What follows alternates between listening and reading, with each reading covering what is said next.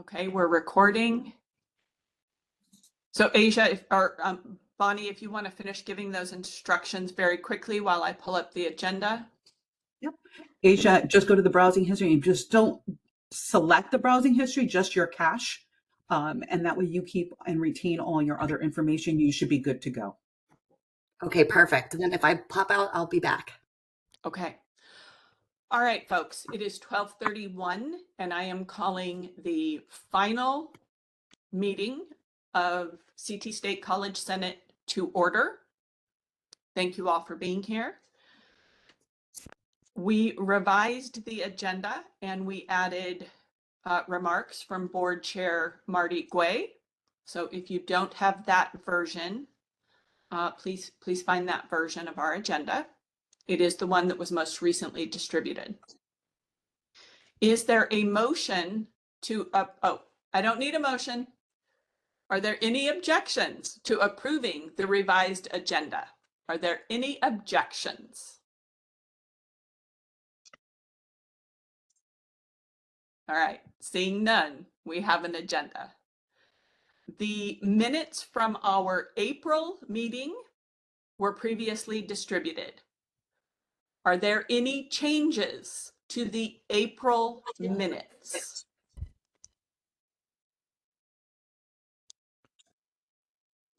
Seeing none, the minutes are approved as previously distributed. Are there any changes to the May special meeting minutes? Are there any changes to the special meeting minutes as previously distributed? Hearing none, we have accepted the minutes from both previous meetings. So there are a couple of things I need to let you know about.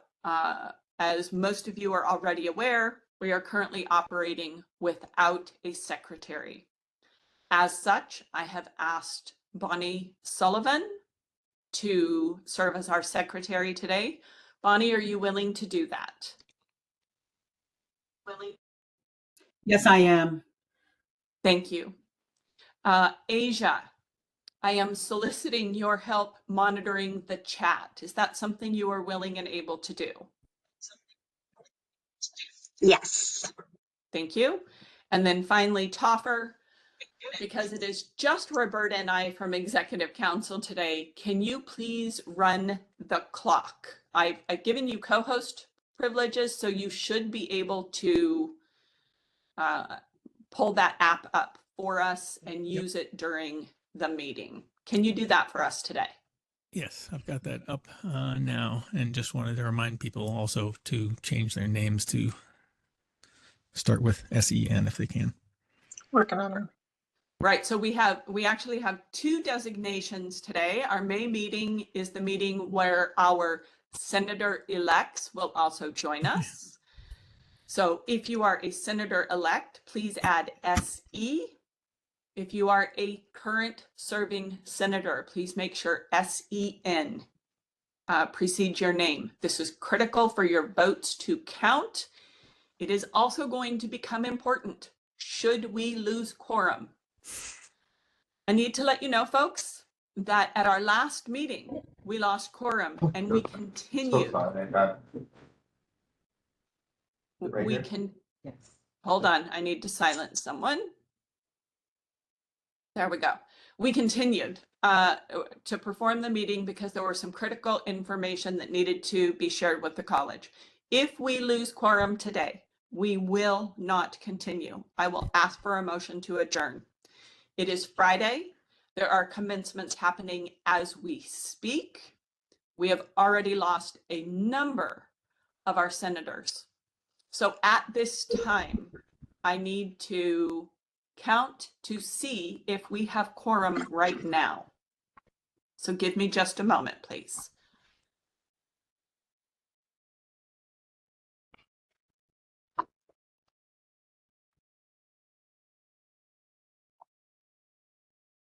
By one, we have quorum by one, but we have it. All right. Thank goodness. Should have done that before we did any business. My apologies. All right, moving on to my remarks. For our May meeting, I wish they were better, but this feels heavy. And it feels like a year where we did a lot of work, and that work has been hard. Still, as we close this academic year, I really have to say that I appreciate and respect every single one of you. The work you have done representing your campuses has been incredible.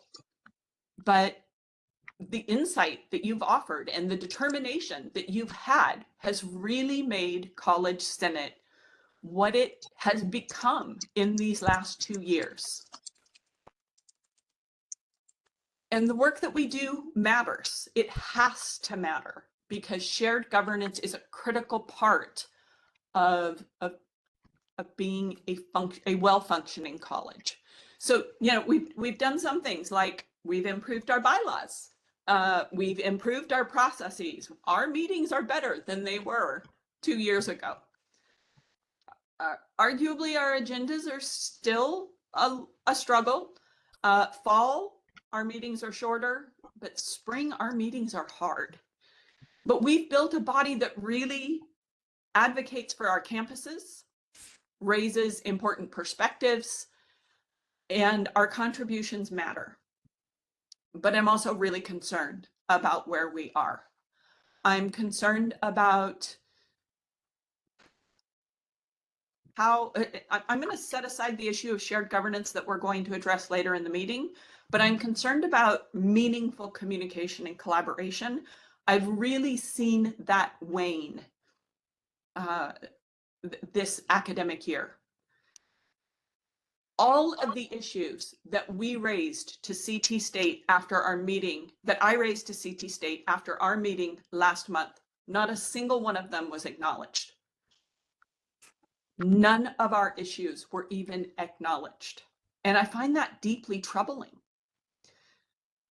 However, as a Senate, we also did some great work. We advocated for the mid-year budget review, which secured additional funding beyond that narrow scope that the Student Services Restoration delivered. We delivered a vote of no confidence in CSCU leadership, and we affirmed the role of governance as an important voice. We raised critical concerns and questions about the multi-campus president search. We are advancing a counter proposal for shared governance that prioritizes the structure, the integration, and transparency.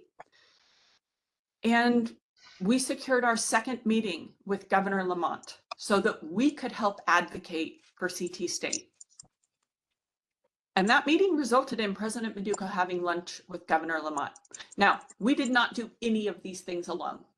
We did all of these things through collaboration. And that is evidence of what we can do. But as we look ahead, there is still a lack of clarity around decision-making related to campus authority versus college authority. And I hope we are a part of those discussions next year. There are growing concerns about governance and communication bottlenecks that slow responses and collaboration. So our role as Senate, whether you are finishing your term or you are looking to the year ahead, is to ask hard questions. It's for us to insist on better answers or processes. We can provide that steady hand when it's needed. And I know that shared governance doesn't offer promises. We are part of a process. We are participation. But our participation helps ensure that our processes are informed, they're inclusive, and they're impactful. As we finish this year, whether you are a senator or you are a stakeholder at CT State, I am asking you to capture some of your experiences and your thoughts on the president searches and the commencement ceremonies. We need to have postmortems on both of these. As we adjourn today, I hope you have a feeling of the sense of the work that we've done. And thank you all for everything that you have done to improve CT State, to improve College Senate, and to improve your campuses. Each has a different level of responsibility and perspective, and they are all important. So thank you. I appreciate all of you. And I think I just went over my time. Did I go over my time, Toffer? Just a little. Thank you. You can fuss at me too. We'll fuss at everybody else. Hold me accountable too. All right, folks. I previously distributed the meeting dates. I will read them for the record. Our meeting dates will be at 9:30 a.m. for the academic year 25-26 on August 29th. September 26th is in person and at Asnuntuck. It's also with a remote option. October 24th. December 5th is our out of sequence meeting. January 30th, February 27th, March 27th, April 24th, and May 22nd. Are there any objections to adopting those dates and times?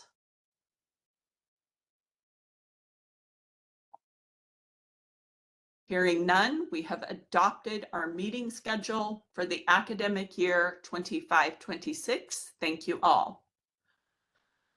Regent Gway, are you on our call? I am on the call. Hi, Marty. How are you today? I'm sitting in front of the campus at sunset. Look at that. Oh, lovely. Thank you for joining us. Yep. Do you have any remarks today? I didn't have any prepared remarks. I wanted to be available to hear what's on your minds, and also, speak about things that we've done over between now and the last meeting. As everyone knows, we've announced the Western president, Jesse Bernal. We came down to a couple of finalists, and at the same time we were moving the chancellor, and so I flew out to Michigan to meet with the two finalists to make sure that the board had full accountability on the selection, and I got a chance to meet in the morning with one candidate, the afternoon with another candidate. And I'm really confident we've selected the right candidate at Western. We announced this, the first week in May. He has since visited the campus, and we've had very good feedback. I know it doesn't relate to your Senate, but it is part of the whole ecosystem here. This week, I also attended 4 graduations. On Monday, I went to Eastern in Hartford. Tuesday, I went to Western in Bridgeport. Wednesday, I went to Norwalk, CT State Norwalk. Yesterday, I was at Southern's undergraduate, and Tuesday morning, I'll be at Three Rivers. And I feel like I've seen a lot of degrees awarded, which is wonderful, because it's a testament to all of your work and all of what you're doing and why we're really here. So for me, it gave me a really intense insight to meet a lot of the faculty, the administration, the parents, the students. And I would say at the front level of what we do, we're making very strong impact. The smiles, the joy, the achievement was really was there. I know many of you have gone to graduations probably yesterday, and I think we have a couple more coming up, but overall I was impressed. Obviously there's ways to improve them. I don't think we're doing anything wrong. I think we could do a few more things right. We probably talk too long when people want to get their degrees, but I think all college commencements go through that. But overall, that's where we're at. The board is meeting next week. We have a meeting next Wednesday morning, starts Wednesday morning and never finishes the morning, at 61 Woodland in Hartford. And we are going over the reserves, the academic awards, and also the social impact program around workforce development in early college.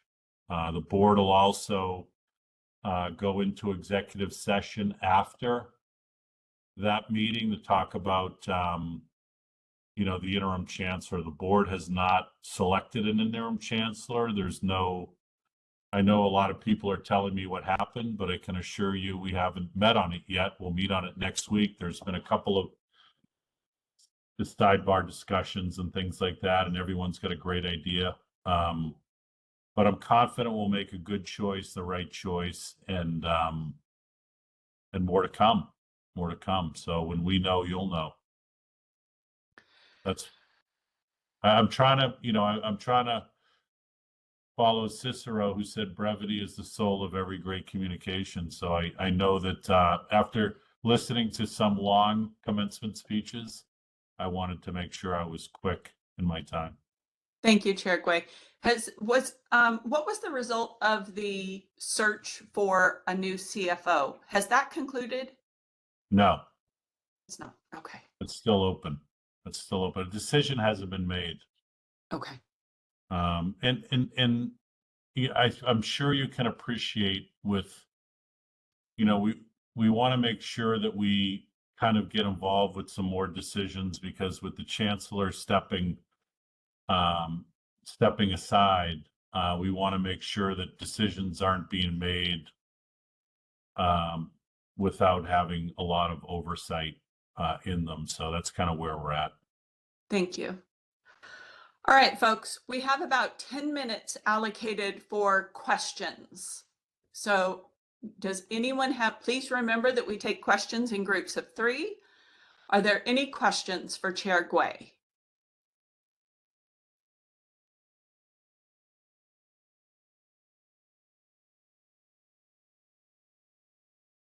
I don't see any hands. I don't see any hands. Roberta, I have a question for you. Yes, sir. Since we met last time, how did you finish up the year, and what was your impression of the year? For CCSD overall, sir? Yeah, just kind of how you're feeling. I mean, I know it's a lot of. I was talking with Natalie Starling yesterday at length, because we had a separate conversation on Wednesday, and then yesterday we had a conversation at the commencement, and she was rushing up and finishing papers and gradings and all these things. I mean, how's it finishing up? Are you happy? I think at the end of every year, there's a bit of happiness that we got through it all. Yeah. I think that, you know, every year there's a sense of accomplishment for our students, especially I find, you know, in those last few weeks when you see the students who've really struggled and who've really worked really hard, get through that, the very last, you know, few steps of that marathon for themselves. And I find a lot of joy in that and celebrating those accomplishments with them. I think, I can't speak for other campuses, but we had a wonderful academic awards ceremony, and all I could think of all night long is we need to do a better job of talking about and celebrating our student accomplishments all year long. Yeah. You know, and I think that's a fair thing to say, probably for many campuses. I think that, you know, we're making steps, we're moving forward. This kind of work is slow. It's a process, and because we're such a significantly larger institution, I think those steps sometimes can be, or at least they feel a lot slower. And I think we need to continue to keep finding ways so that we can engage all of our stakeholders, students, younger professionals, senior level folks, but I think that I feel very put on the spot. I think we've made some pretty good strides. Yeah, to I mitigate this, think you called out. and I I think find more consolidate. I find more collaboration is taking place right now than it did 2 years ago, to be very frank. I think you called out a really good point on the kind of the opportunity for communication and recognition, and I think we can do I think we're capable of doing a far better job. Just acknowledging people, affirming people, calling out people doing good things. And, I was listening to I was watching the students yesterday. And of course, you get the whole vibe. I'm kind of up on stage and watching them come by, and saw a couple backflips this week, and, kind of some interesting things. What does the faculty do to celebrate the end of the year as a group, or do we do anything? Do we have, a barbecue, a party, a reception? Do we do that good enough at end of a semester, end of a year? So each campus has their own informal processes, but as the graduations have been, as the commencement ceremonies have been moved, some of that those celebration pieces have been lost. And Yeah. I think it is a missed opportunity. A missed opportunity is there. Yeah. So we have some hands now, Chair Guay. Yeah, Bonnie's up. We have Peter and then Bonnie. So I'll take both of your questions. Peter? Sure. So I guess I just wanted to, it was actually more of a comment. So there's been multiple presidential candidates across the campuses as we try to, on the CT state side, Yep. transfer from the CEO to the presidential model. And, it's been great to, be part of the process. Obviously, it comes at a really difficult time between end of the semester and just everything else going on, grades being submitted and Yeah. commencements and that type of thing. But I guess one thing I would have preferred to see as well, because it's more, share good things, share challenges, and give an overall impression. It would be great to actually rank order the candidates, so it was actually a hard thing. Every single person who's filled out the survey, you knew who was 1, 2, and 3. I think it's very valuable information, and I guess I was surprised that was not on the survey. So anyway, just a comment. So I just thought Peter, you're Dawn, talking sir? about each campus ranking the three Correct. candidates. Okay, just Correct. wanted to make sure I Exactly. understood that.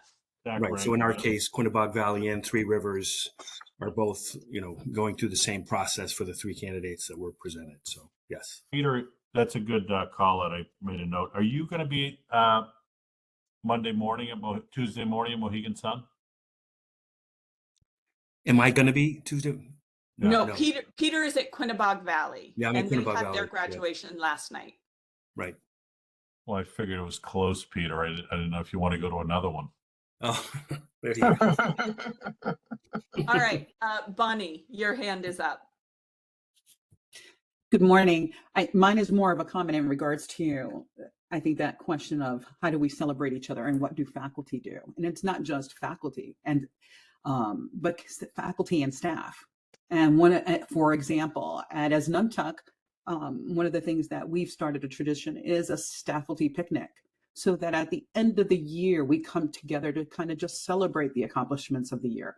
We come together to eat, to have some activities, and just spend some time together and celebrate all the hard work, all the different challenges, and that we've been able to accomplish, the grades being submitted, and ensuring that students have finished that process as best as they could.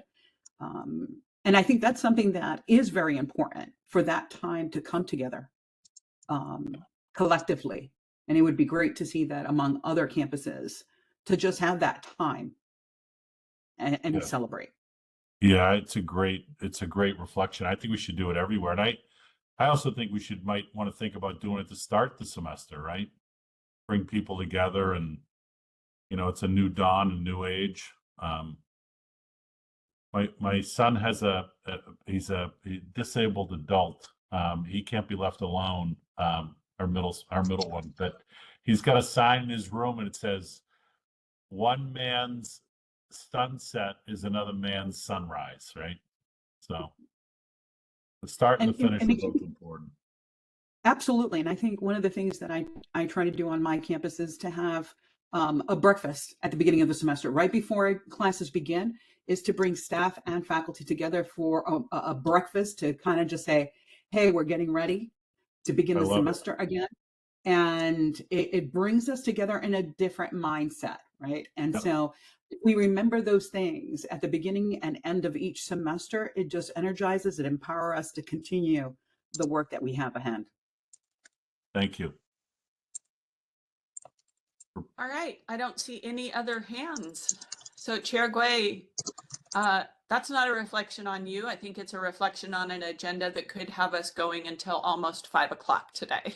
I don't want to be part of that problem, and I don't want to be penalized for productivity either. So I'll jump off the call. I've got to go to a 1 o'clock, but I did want to say thank you. Thank you for all of you. Thank you for taking leadership in this institution and really leaning in and having a voice to do it. I think it's appreciated. I know it's not easy, and I know we can get fundamentally stronger by getting closer. And I think that's, the objective going forward is to work better together. But for now, you're kind of at the end, and hopefully at the start of a wonderful long weekend. So enjoy the time with your friends and family and recharge the batteries, and we'll look forward to the next time together. But thanks for all you do. And Elle, I know you're coming up on a end of a term, so thanks for your leadership and the CT State Senate. These aren't jobs you get a lot of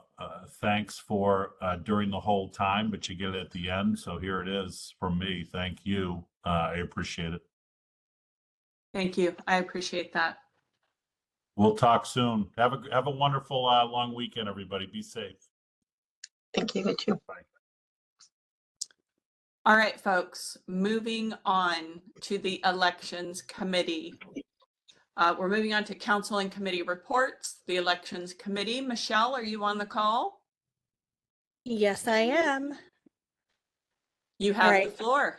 All right, thank you. And I'd also like to send a special thank you to everyone at Senate who values their work-life balance, because you have made this election process so easy for me and my team.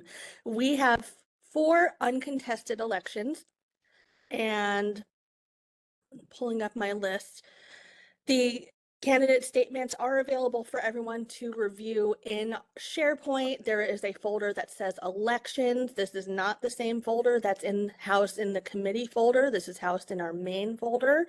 And after checking with our resident expert, Toffer, about bylaws and Robert's rules, because we have 4 uncontested elections, we actually do not need to run a vote. As the chair of this committee, I'm able to announce the results via acclamation. So for president, we have Elle Vandermark, secretary Bonnie Sullivan, VP of faculty Toffer Logan, and VP of staff Roberta Pryor. Toffer, please let me know if I'm missing any steps in this acclamation process. Yes, that works fine. Since the current chair is running for a position, and you are running the election, you would be the one that would announce that. Correct. Okay. You're fine. All right. So there's no opportunity for objection that I'm aware of, and I think we are good to proclaim that these will be our executive No. council folks and wish them our best congratulations. Congratulations, everyone. Thank you. And then If case adjacent to the election process is that in SharePoint, we now have a full roster of senators for the fall semester, and there is a file in SharePoint that has a roster of all senators who will be serving in the fall semester. Elle and I have worked to verify the information on this list, but if you could take a moment between now and the start of the fall semester to review that your information is accurately captured, we would much appreciate that. The piece that is questionable, folks, is your title and the area that you serve in. So please go in and update that. Toffer, I see your hand. Yeah, I just wanted to mention, because a couple of people have asked about the acclimation process. The reason that it's this simple is because our bylaws state that the nominations have to happen by a specific date. And that date has already passed, because we specify specifically in the bylaws that nominations are closed before the election period itself opens. We can't have nominations from the floor. That would be the only way that we could then contest the acclamation portion, just for clarity. Excellent. Thank you, Toffer. I am pasting a link to the roster in the chat. This link is only accessible to anyone who already has pre-existing access to our SharePoint, just to make it a little easier for those who want to go in now and double check their information. But the last thing I wanted to say, Elle, is just a great thank you to everyone who served this year on the elections committee, and you have made this process very easy to run, and in many ways, from sorting out the faculty elections to reviewing our processes. So my gratitude to Asia, China, Anne, Nick, and Elle. And thank you for your service, Michelle. We will miss you next year. I appreciate that. Asia, I see your hand. Yes, I had been asked to monitor the chat, but I am having chat issues, but Michelle said she would take over monitoring the chat. So I just wanted to let you know that. Okay, thank you. Of course that happens today, right? All right, Chris. Hi, I just wanted to, will I be serving next year? I wasn't sure what, for student terms, how that works. So students are elected at the beginning of next year. Okay. So that will be up to your campus. Well, wouldn't it be the next small campus? Oh, that's right. You are absolutely correct. Okay. So. Yeah. So there's a rotation. So that, oh gosh, that means we lose all three of our current student senators. Chris, we would love to have you at our meetings anyway. I know that spending Friday morning is where you want to be with us. Friday mornings with this group sounds so lovely. I actually, it did bring up earlier when we were discussing it, it reminded me of, we're working on trying to create the student group. And apparently there will be a meeting of I'll be the student body president of Northwestern next year, or as of Tuesday. So they're trying to get the presidents of each campus together for something. And I believe that if, as an advisory committee for CT State, of just CT State, because SAC includes the rest of CSU. So I hope, because of my connection to you guys, I can help with that bridge of collaboration. So just as hopefully I'll haunt you guys a little bit. Chris, they will be lucky to have you. Okay, thanks guys. All right, I don't see any other hands, so we will move on. Bonnie, as chair of the bookstore committee, you have two motions that you previously shared with Senate. Those motions do not require a motion or a second. They are coming out of committee and therefore they are understood to be seconded, but I would like you to explain each one of them before we discuss them. So you have the floor. Absolutely, thank you. The first recommendation that I asked for your support is to look at the bookstore fillable template order form, and that is really to standardize, and as much as I don't like using that word, but to make it a more user-friendly document that ensures consistency across all campuses while allowing for campus-specific details. It should include required fields for course information, instructor details, as well as adoption deadlines.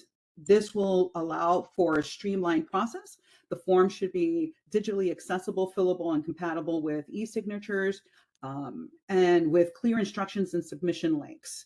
The hope is by having this form, we have the ability to ensure that the books that faculty are looking to implement can be negotiated in a proper and timely manner, so they can be submitted to the bookstore so that our students have a viable option ready and accessible to them by the beginning of the following semester. And that is the recommendation for the bookstore template, fillable form. So we're going to go moving ahead. forward. Thank you. Is there any discussion or are there questions about this motion?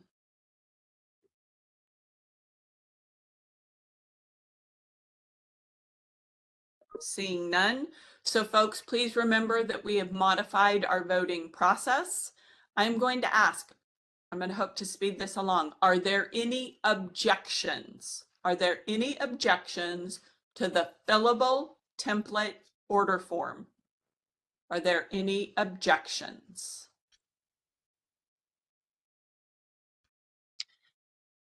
I see no objections, Al. Very good. That passes with unanimous support. Bonnie, the next one is the central website for ordering textbooks. Thank you. Yes. And thank you, senators, for that. Again, the second one is really looking at unifying our bookstore website for our students, as well as for our staff and faculty, right? To make it more mobile friendly, designed also that that you're not having to go to each campus website, but having it as a one college type of branding. This will be then offering a centralized hub where clear links to each campus students can access their book requirements. It should also be seamless with course schedules to auto-populate the required materials for those particular courses, as well as payment delivery options, but also for ADA accessibility and multilingual support. The key features will include real-time inventory, the ability to also have chat within that website, textbooks rental, and the integration. We're hoping, right? We're putting it on the table so that it can also be part of our portal system for easy financial aid access, and really improving student access, affordability, and user experience. This will also include an easier return for our students in the event that books are classes are dropped and students need to return the books. So this will also facilitate the return to any bookstore and for them to be refunded, and ensure that they can move forward with the next process of book purchasing. Okay, thank you. Are there any objections? Are there any objections to adopting the central website for ordering textbooks?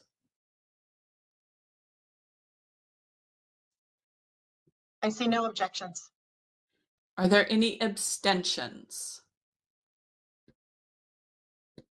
I see no abstentions. We have unanimous support. Bonnie, thank you for the work that you did. Can you tell us who served on the bookstore committee? Do you have that at your?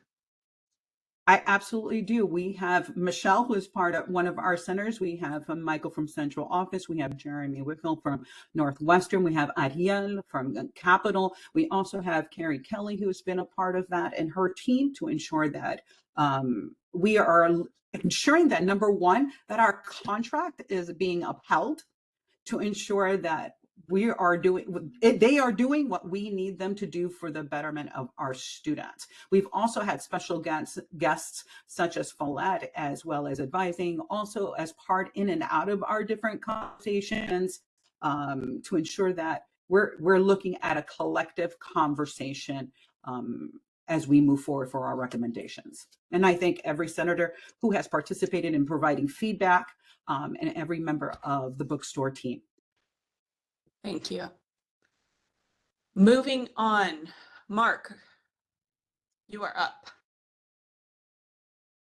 Greetings, everyone. the Finance Committee submitted its year-end recommendations to the Senate.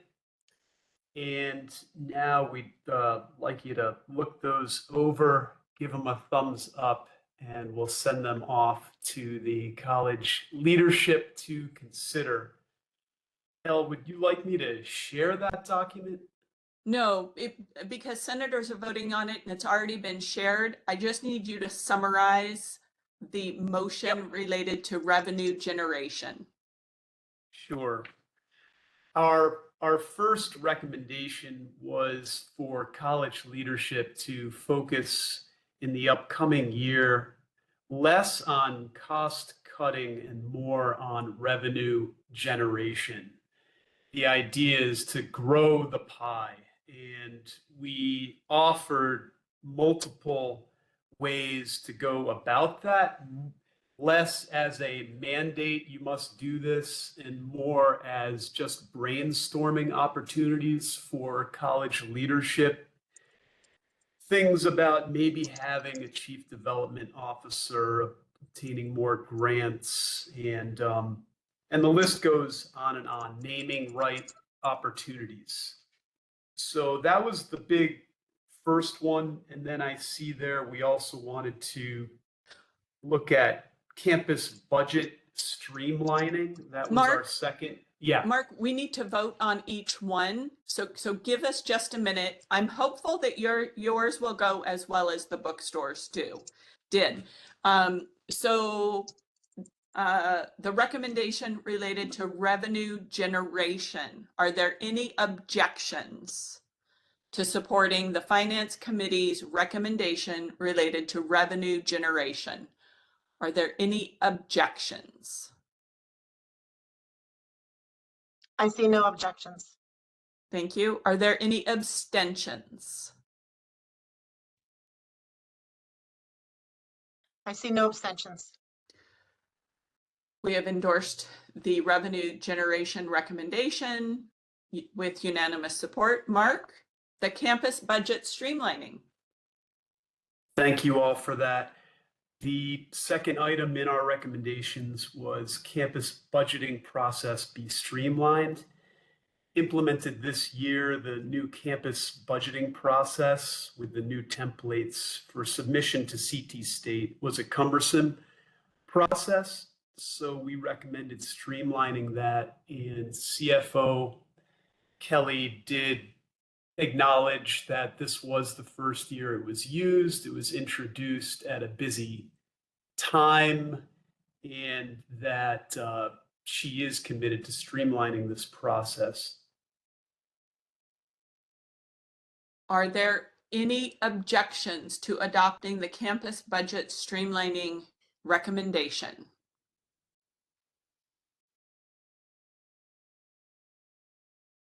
I see none. Are there any abstentions? Also none. We have we have supported that recommendation with unanimous support. And our Toffer. Just as a point of clarity and rules. Could we please just at least ask for a moment of if there's any debate before taking votes, or if there's any questions before we jump into vote? I don't want people to feel like they don't have an opportunity to speak as we sort of plow ahead. I'm all for plowing ahead, but let's just take a beat before each one of these. A fair point, and something I have completely overlooked in my desire to move us along. Thank you for reminding me. Luce. Thank you. And I think I know Mark's answer because I'm a part of this committee, but I just want it to be clear for everybody. The streamlining includes evaluating and testing, telling us how well they work and when or where. Thank you. I do think there is a commitment on CFO Kelly's part to have open communication in that regard, particularly with the Finance Committee and beyond if necessary.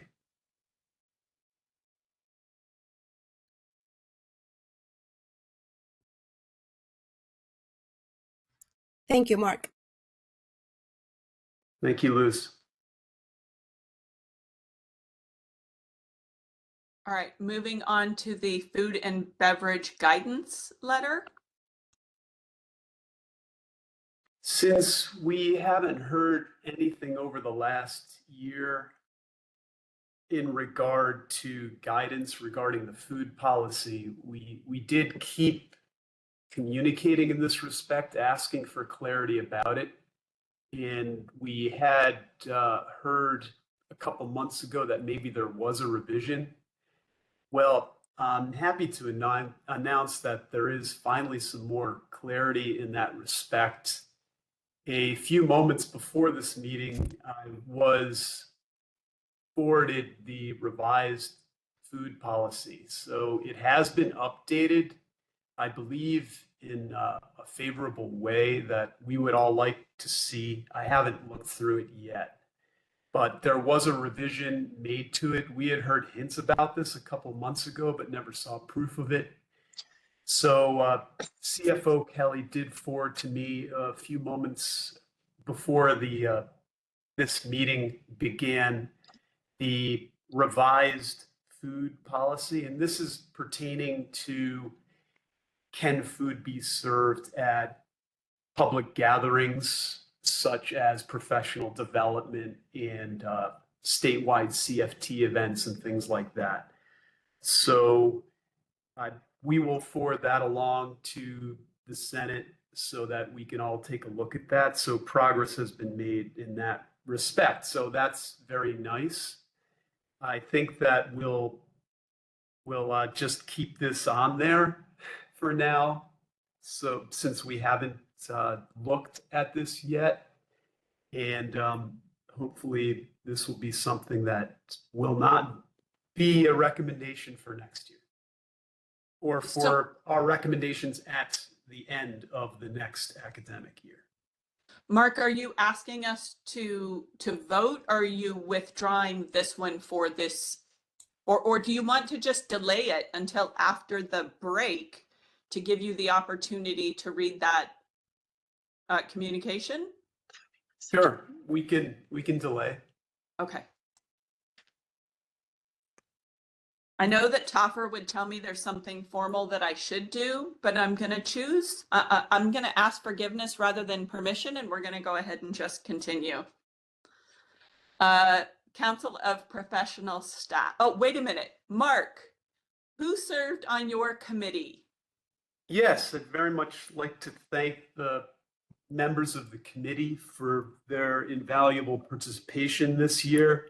Peter Bennett, Joseph Cullen, Asantua Dawson, Luz Landano Diaz, Seth Freeman, Bonnie Goulet, I'm going to use the French pronunciation, not sure if that's right, Mia Samsel, Joe Salvaggio, Thayer Chepach, and ex officio member L. Vandermark. And also thanks to CFO Kelly for also being a guest at our meetings throughout the year.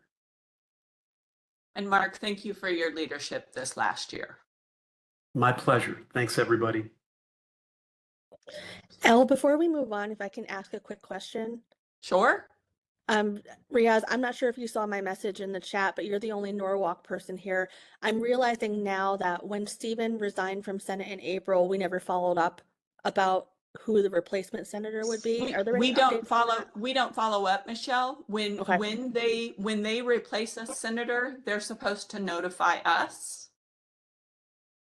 This is part of what we need to smooth out with the campus statewide relationships. Sure. If you'd like, I can send a courtesy message to the leadership at Norwalk to remind them about the process. Great, thank you. If let me just jump in for 10 seconds. There is one additional Senate meeting for this year, and I believe that it'll be addressed at that point. Okay, great. Thank you. Bonnie?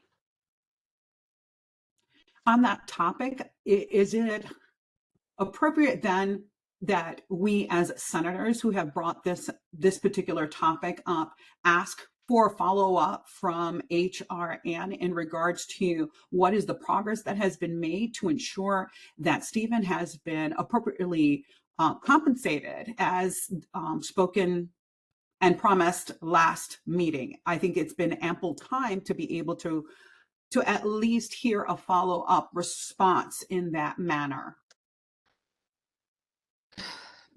There's a fine line here, Bonnie.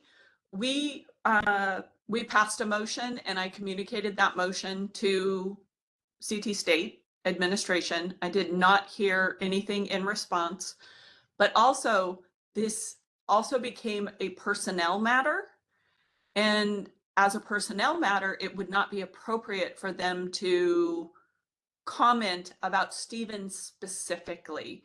But Anna, are you on the call? No, I don't believe she is. Okay.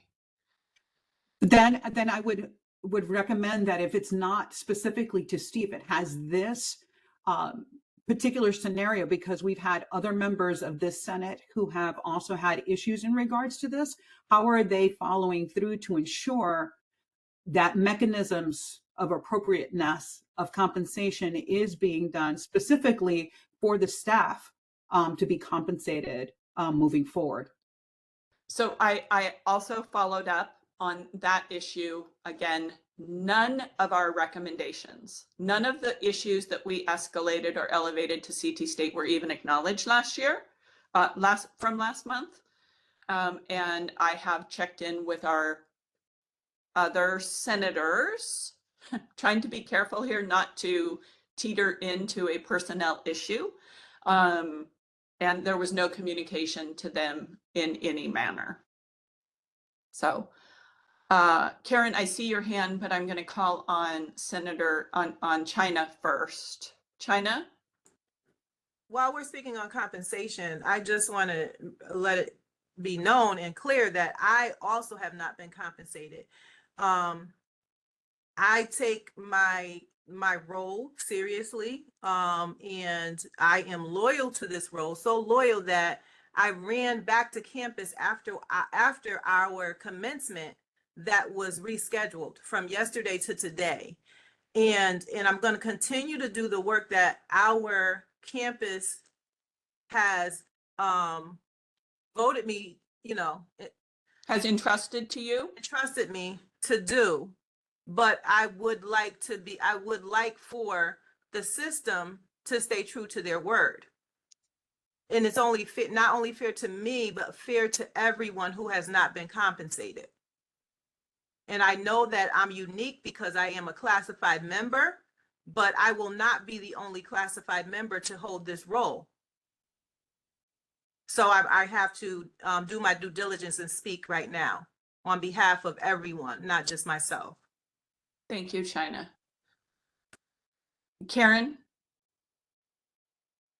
So I would like to just state that in Stephen's case, there is an MOA that is being worked on through the Labor Relations Group and the union, which is our typical process in this circumstance, and it has been signed off by management.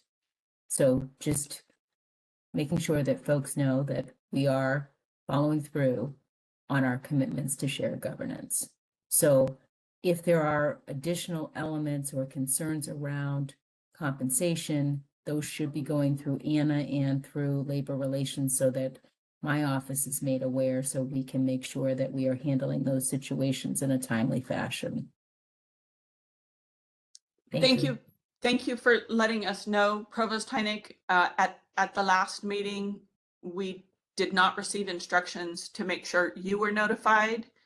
I was asked to make sure that President Meduco knew.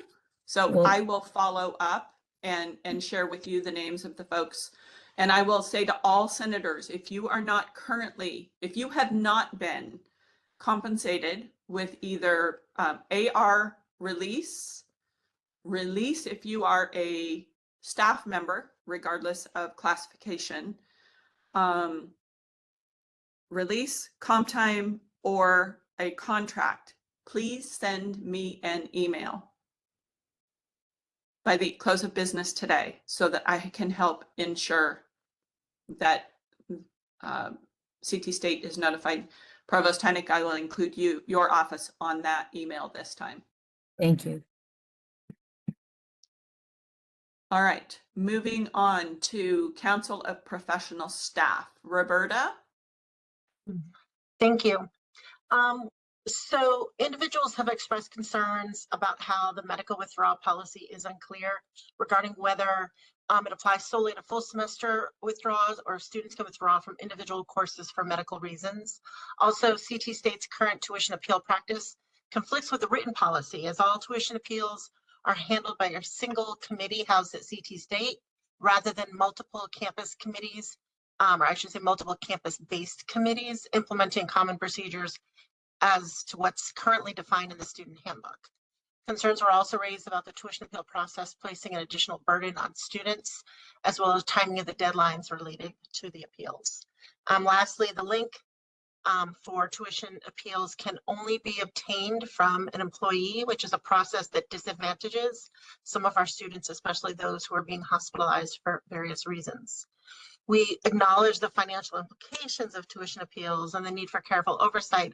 However, we believe processes should be seamless and not add an unnecessary strain on students who are already at risk. Therefore, the Council of Staff on Student Services and Affairs recommends the Senate examine these policies and procedures and make recommendations through the Council in consultation with stakeholders at the college office, campus deans, and interested faculty. Roberta, you were asking that these issues be referred to the Council of Professional Staff for next year. Is that correct? Yes, ma'am. Are there any objections? Are there any questions? I got there eventually, Toffer. I see no questions. I see no questions. Are there objections? I see no objections. On this, I do not believe we need abstentions. So these items and issues are being referred to the Council of Professional Staff for the academic year 25-26 as issues we would like you to work on. Thank you. Roberta, who are the people who served on the Council of Professional Staff this year? Oh gosh, all of the centers of staff, which include, let me open my page, Bonnie Sullivan, Stephen Kittredge, Jeremy Whittle, Peter Bennett, Sandy Vitale, Vince McMahon, excuse me. I'm counting on my fingers. Help us out, folks. Who Yeah, else, folks, who there's else a few served more on the here. I've got council? you, Peter, Phil Fox. Did I say Stephen? And Jennifer Natoli. All right. I think I have you all. Thank you all for your service. There's more for the council. Oh, Yes. go ahead. With regard to academic standing, now that we've had time to see how the academic standing policy has played out and been put into practice, there are issues between the policy itself and the capability of Banner. Additionally, some preliminary data demonstrate students on third level warning who enroll in summer classes end up on suspension, suggesting that perhaps the credit caps might be too high for third level warning. We also know the process of reviewing suspension and credit cap appeals can get complicated for the larger campuses who meet and process dozens and dozens of appeals each term. This is an area that we suggest advising and the campus deans collaborate. That said, the Council of Staff on Student Services and Affairs recommends the Senate examine the policies pertaining to academic standing and their procedures, and make recommendations to the Council of Staff on Student Services and Affairs in consultation with stakeholders, including, of course, the Provost Office, Enrollment Management, the respective campus deans, and advisors who are experts on academic standing. And this information was included in your report. Is that correct? Yes, a much more expanded version. Right. Are there any questions related to this?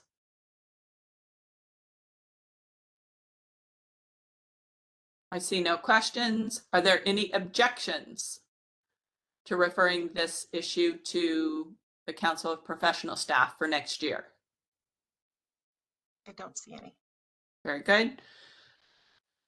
We're asking, Senate is asking you to go ahead and undertake this work. I believe you have one more item, Roberta. I do, thank you.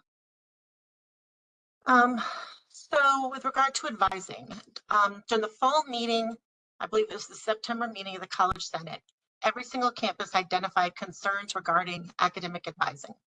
In response, the Council of Staff on Student Services and Affairs recommends the Senate create an ad hoc committee for 2025-26 to analyze and improve practices and processes pertaining to guided pathway advising. This will include a survey of academic advisors and other stakeholders to improve practices and processes. So you're requesting an ad hoc committee for next year? Correct. Any questions related to that?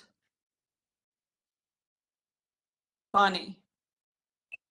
Just wondering how the ad hoc committee will be established. It will be part of our committee assignments for next year. And as with all committee in addition to committee assignments, we will ask folks to recommend individuals from their campuses. So we have campus level input, we have Senate input, and we will identify stakeholders at CT State so that we are a collaborative committee to make recommendations. Okay, that's great. Thank you. And I guess I talked to Roberta about this. One of my concerns with this is because a full year has gone by, I'm just wondering how many of the concerns that surfaced in September are still concerns on campuses. So I didn't know if there was any way that we could also incorporate capturing that information in one of the first Senate meetings prior to really establishing this ad hoc. So our September meeting, Bonnie, is in person, and it is primarily related to campuses identifying issues. And so we will absolutely ask folks to pay special attention and collect information from advising for that September meeting. So it will not just be looking backwards from last September. It will also be looking at the issues that are identified in September of 2025. Does that meet the concern that you have? 100% does. Yes. Thank you very much for that. You're welcome.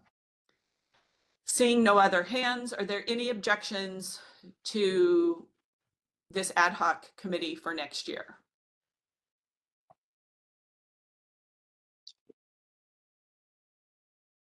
I see none. Very good. Thank you, folks. I just wanted to make a quick announcement, if I could, regarding some of the committee work.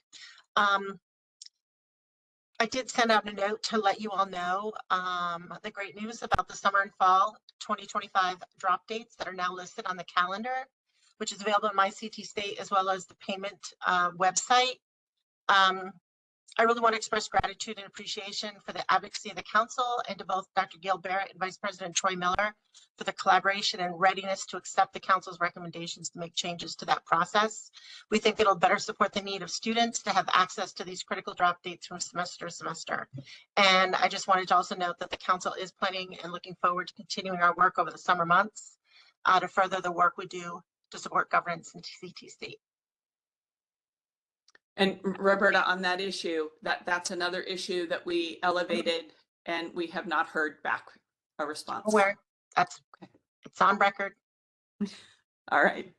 Thank you, everyone. I just have to take every opportunity because we have never had a semester where our responses weren't acknowledged. At least receipt wasn't acknowledged, and we've received nothing. And it was. We need to do better. We need to do better. All right. Joe, are you on the call yet? I don't see him.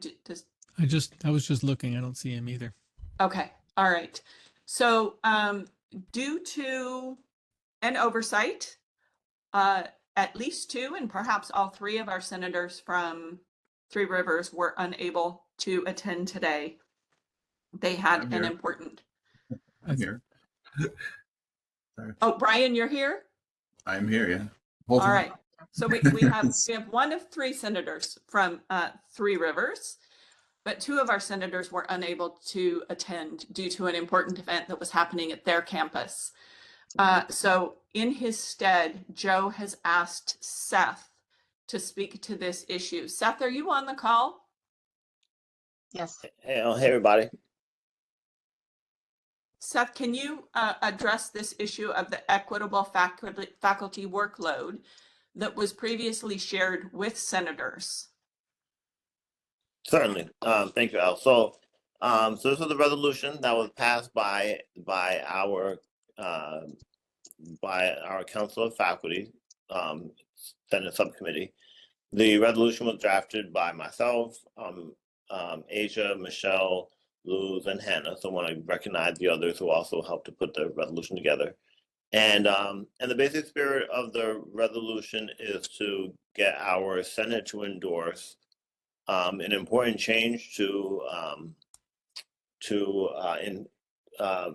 regards to faculty workload, and specifically getting rid of the kind of two-tier system we have in place where faculty, prior to 2017 are required to teach 4 classes and have additional responsibilities, and faculty that have been hired after 2017 are required to teach 5 classes and don't have the same, right to take on additional responsibilities. So anyway, so as people have hopefully read the resolution, it speaks to the importance of the work that we do as faculty outside of the classroom, and why additional responsibilities are so important, and it should be provided to all faculty. So either way, we're looking for the Senate to endorse that. Obviously we have contract negotiations this summer, and that's going to be an issue that our faculty unions are going to be fighting for. But we're looking for the Senate to support this because, we want to make sure that management recognizes this is an important change to make. And Seth, can you tell me, was the motion in Joe's communication? Roberta, did I see you shaking your head? Yes, it was. Toffer saying yes. Yeah, I'm looking for it. I think it did. It was in the communication, and I have pasted it into the chat for those that need kind of immediate access to it. Thank you. Thank you. So coming out of council, we do not need a motion or a second. Are there any questions related to this issue?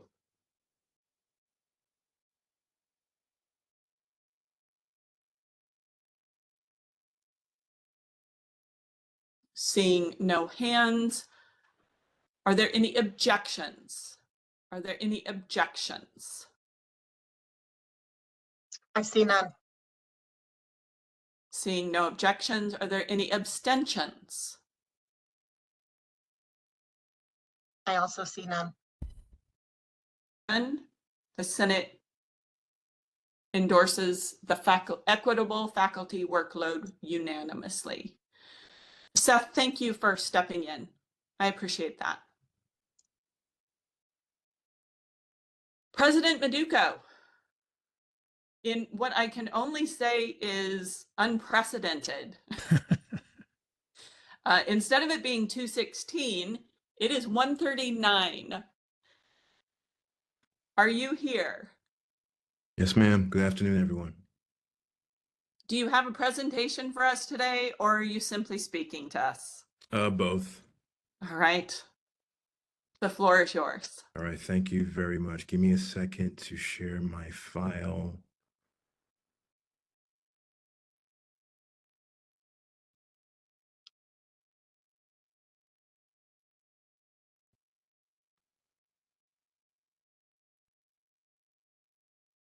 Please let me know if you can see it on my end.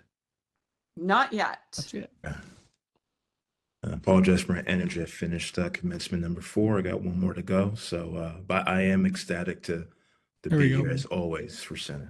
We can see it now, President Meduco. Okay, awesome. First and foremost, I want to just express my gratitude to our colleagues across our campuses. Obviously, the weather definitely threw a curveball for so many of our commencement ceremonies. So I'm really proud of how quick, our campus leadership, our faculty and staff involved in their respective commencement planning were able to pivot to ensure that the venue could accommodate the graduates, and the venues could do their best to accommodate the families and supporters of our graduates, even though for some of our campuses there was limited space. And I definitely got an earful from parents and loved ones, but nonetheless, we had to do what we had to do, and it was unforeseen that the city of Bridgeport would cancel all public events. That led to the postponement of Housatonics, Gateways, and Southern Connecticut State University's commencement ceremony. So again, just many thanks to everyone involved. I'll start with some updates, and then I'll verbally. Actually, what the bleep am I doing? 1 second. Okay. Alrighty. So I want to speak to federal developments. We had learned on Thursday a federal judge blocked President Trump's executive order to shut down the United States Department of Education, and has ordered the reinstatement of the employees who were fired in mass layoffs. So now the pendulum is swinging in the other direction. Obviously, so many people were impacted. So many Department of Education employees were impacted by this order. So we will see what this means if it's going to go to the level of the Supreme Court, which I highly believe it will. And who knows what the Supreme Court's going to do. Additionally, the Student Exchange Visitor Program, that is what manages SEVIS, and SEVIS is a database that contains information for international students. It has began to enforce their federal regulations as it pertains to timely employment reporting for individuals who have an F1 visa and are also in the optional practical training. So they've initiated termination of SEVIS records for failures to report. I think as of this week, 5,000 individuals across the country, their SEVIS has been terminated.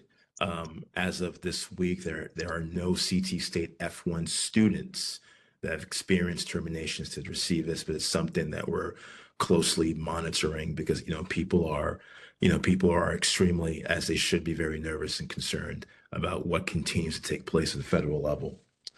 Dovetailing on this, the Department of Homeland Security, their secretary has ordered, has ordered the termination of Harvard University's CVIP certification. So therefore, it prohibits Harvard from enrolling foreign and international students effective immediately, and therefore they cannot enroll international students, and their current international students have to transfer out somewhere, or their international student protections are pulled and terminated. Right. So that's this week in lovely higher education. So here come lawsuits, here comes a lot of court battles, but obviously, for all institutions that serve an international population, regardless of how small or large, it's concerning, right? Because it's definitely politicized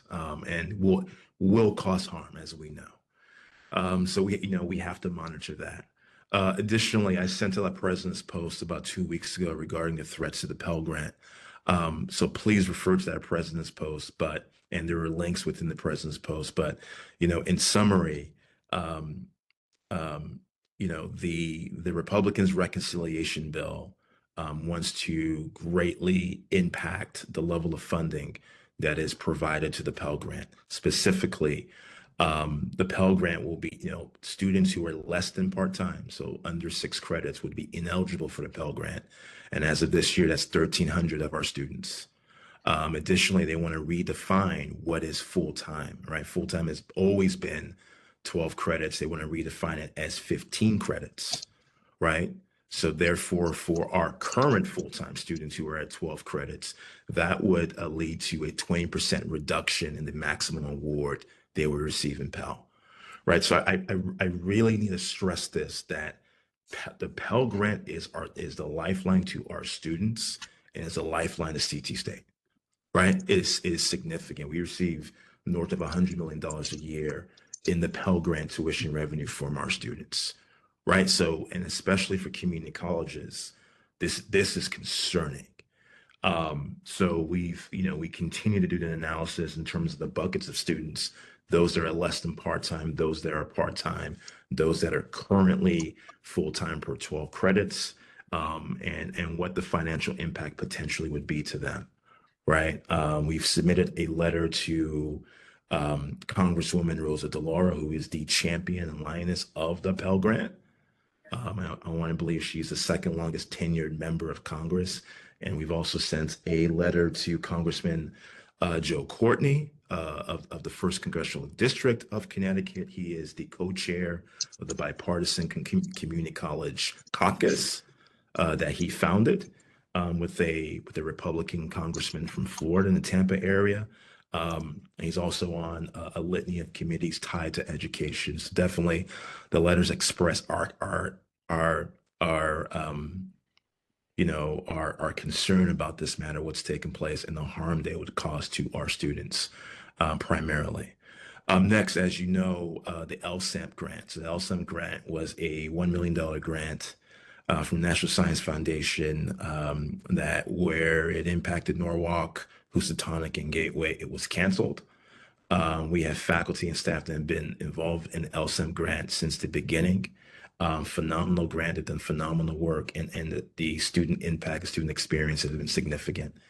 So, all things, it's all tied to equity and DEI, and it was canceled.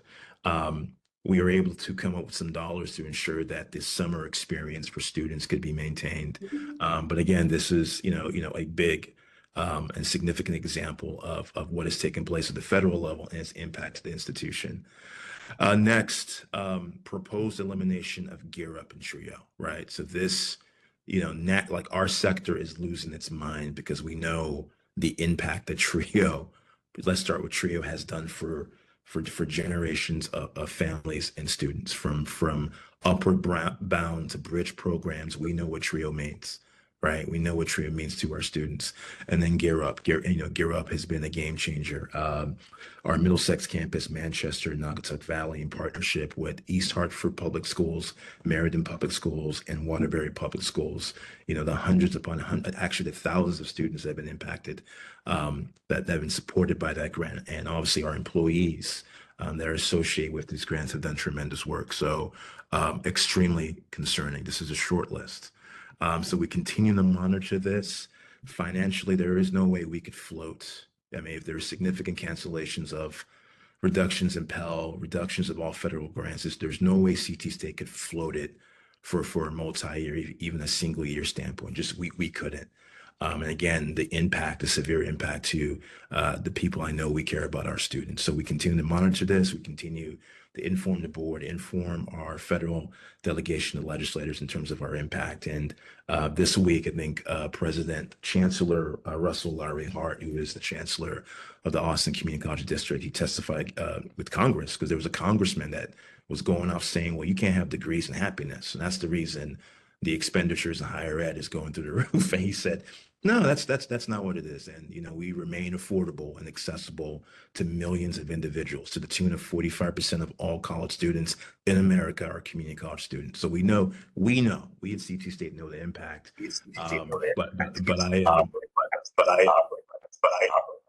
I'm working on it. Okay, I think you got it, right? Yeah, okay. So just again, our advocacy, and obviously I've seen our unions rally and others, but we have to be attentive about this because this is significant. This is what's keeping me up all night, on top of other things in terms of the direct impact and threat to our students. At the CT State level, at the Finance Committee of the Board of Regents, there was a proposed policy for the reserves for the 6 institutions and for system office. So that's something that ultimately the Board of Regents is going to have to vote on in terms of either their support of it or not, regarding establishing a threshold of the level of reserves that institutions should have. And then the approval process by which the institutions would have to go through the board if they wanted to expend more, and also provisions that if any of the institutions and system office fell below a certain threshold, then there would have to be immediate actions taken to replenish back to that threshold. So that's what's going on at the level of the board. I am wrapping up campus president interviews tonight. So I'll be interviewing the 20th finalists. I'm here at Housatonic. So that will take place.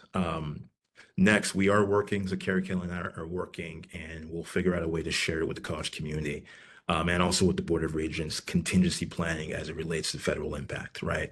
I've already had employees and others reach out saying if our federal funding, our federal grants are canceled, what does that mean for the employees? What does that mean for the students? What does that mean for the programming? So there's something we are committed to assessing what, if anything, we could do, right? If significant student support programs were canceled. Yesterday at Manchester High School, I attended a press conference with the Governor Lamont and State Department of Education Commissioner Russell Tucker on the early college dual enrollment bill that he is pushing to expand early college and dual enrollment. Kudos to Provost Heineck, kudos to Provost Heineck and the committee you worked with as related to dual enrollment and so many others. The languages in this bill, I'm confident came from us in terms of its expansion. Like this is the game changer. As a reminder, we are the only New England state. So the 6 New England states, we're the only one that does not have a codified and funded early college and dual enrollment statute, right? So when Massachusetts and Maine are bragging about their enrollment recovery, if not their double-digit gains, is because they are exploding in early college dual enrollment, and this is the path forward. About 73% of all early college and dual enrollment high school students in America are taught by community colleges. This is our space. And, Connecticut is a very unique state for a university, AKA UConn, to be leading in the early college dual enrollment space, right? So there's huge inroads, and our strategy is really to go after the academic middle, those students that are not sought after, but align with our open enrollment mission and values. 2 other things. The VPs, vice presidents are working on a functional area end of year report. That's something that we will get to the Senate. So basically by functional area, what's going on in academic affairs, what's going on in finance, what's going on in public safety and so on. They get that to you in terms of pending projects, things that have been completed, successes, challenges, and what to expect, what lies ahead for all of us. And then lastly, I know this is something that's been mentioned to me. We have not developed a strategic plan. We will embark on a strategic planning process in the fall. Looking forward to that to ensure that it's inclusive across our locations, but also inclusive with so many of our external partners, municipalities, school districts, state agencies, and beyond. And then I want to kind of just end on a high note. It's commencement. This is the best time of year. I know all of you are exhausted, and I'm looking at Dr. Pryor. I know you're going to have to leave soon to do what you need to do here in Bridgeport. But again, the class of 25, 5,221 graduates. We awarded north of 6,000 credentials, right? 4,600 plus associate degrees, nearly 1,500 certificates, right? Our graduates came from 165 out of the 169 towns. 222 military graduates, 12 pairs of twins. The oldest graduate is not 81, she's 82, and she crossed the stage earlier today for Housatonics graduation. It was a standing applause for her. Nearly 3,000 of our graduates are first generation. Nearly 50%, about 50% of our graduates are students of color. And then lastly, top 10 majors, we know it's business administration. We awarded 3,000 non-credit awards this year, non-credit, and our non-credit students are students, because a student is a student. Of our graduates, north of 2,500 received the free tuition program. 3,100 plus students received the Pell Grant. And then in terms of the associate degrees, 969 associate degrees in the transfer articulation program. So there's more and more details. 610 dual enrollment high school students were a part of the class of 2025, including 2 of which, a young woman from Manchester High who will be going to Cornell next year, and she took our early college programs, and a young gentleman that went to SEBA and took our early college program, and he'll be going to Yale in the fall, right? So we do phenomenal work, and it's a testament to everyone in this call, everyone across the CT state. It has been a tough year. I understand that it's been impactful, but our faculty and staff and our leaders continue to show up. And there is no other institution in the state that has a better mission than us. All due respect to everyone else. I think again, we don't turn anyone away. So I really want to thank all of you for your leadership. Someone asked about, what about leaders, and leaders bounce between campuses.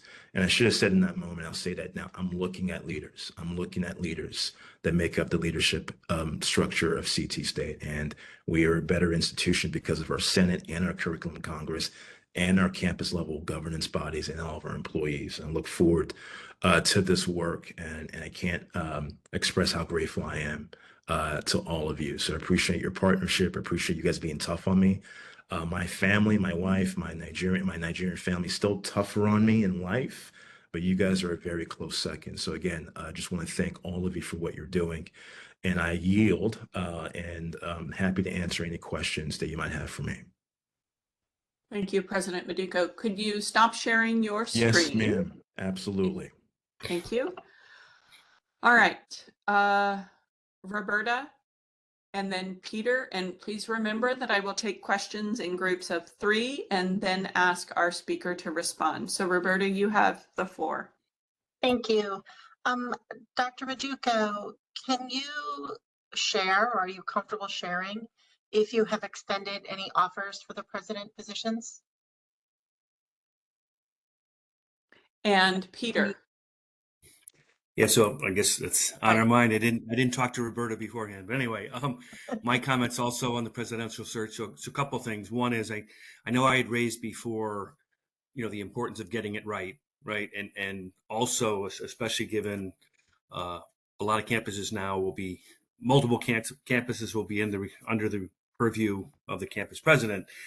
That if you had somebody as an example come in and stay a year, now you have 2 openings or 3 openings immediately, and it really puts campus level operations in a bad situation. So I'm wondering if there's any duration or any type of any duration requirement with the contracts to alleviate that concern. Also, I just want to make a quick comment on, we're filling out the campus surveys. We had 3 candidates for the QV and 3 Rivers presidential search. And there was no mechanism to actually rank order them, because I thought that would be very, very helpful in terms of, in addition to providing qualitative comments, it would be kind of hard data to say, this is a clear number 1, this is number 2, number 3. So if you could comment on that, that would be great. Thank you. And there were only 2 hands, President Maduka. So any offers extended yet? And what is the contract length for the incoming presidents? Yeah, so there have been offers made. Anna Krupitsky, I believe that's why she's on this call today. So I'll apologize for her. She's in the thralls of extending offers and doing the things that human resources is required to do, background checks and what have you. So that's what's taking place right now. But very, very hopeful and optimistic. Our goal is to make announcements, Lord willing, by the end of next week. So it's been pretty aggressive, but we're doing our best to ensure that before our faculty are off contract, they know what to expect. So we're committed to that, and appreciate everyone's involvement. I believe the second. I'm sorry, Professor. The second question: what is the duration of the contracts being extended to the incoming presidents? Yeah, so management confidential, it's not contracts, it's employment agreements, and the employment agreements in terms of its duration again, as you all know or don't know, management confidential, all of us, we are at-will employees.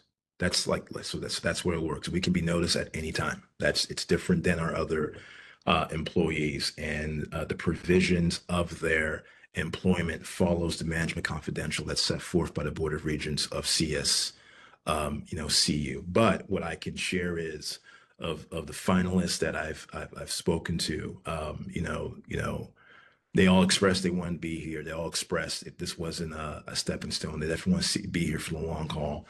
And I was confident. I was confident in their responses and the reference checks that we've done and the due diligence. So that's what I can share with that. And I believe the last comment was ranking of the campus feedback. I don't believe we did ranking for any of the campuses. And I believe there's like a search process standard in terms of what rankings a bias or ranking can do, right? Because there is, right, the campus feedback, it's never 100% participation on the stakeholders. And obviously these individuals have also been interviewed by other constituents or what have you. For me, it's the qualitative feedback that's really impactful, right? In terms of, I'll give an example of a feedback I saw the other day, hell no, right? So, to me, like, and I try to look at the other comments that person has submitted that's anonymous, obviously, on like, well, where's the hell no coming from? So I believe we do not do rankings in that. And I wish Anna or John Paul Chazon Cardenas want to call it.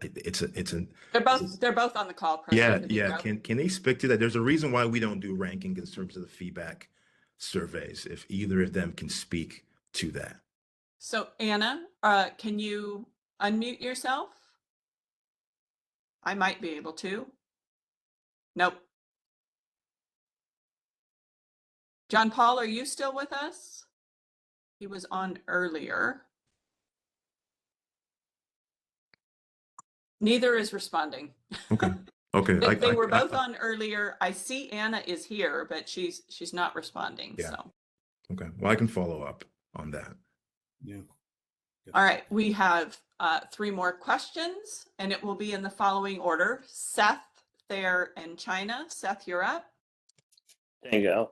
So I get a comment and then a question. Just the first comment is just thank you for giving the updates from the federal level. I think they're real important. And I think for our Senate, I mean, obviously some quick reflections, obviously. I mean, the Trump administration's attacks on higher education are directed at international students, low-income students, students of color, and more broadly, it's just a complete attack on higher education.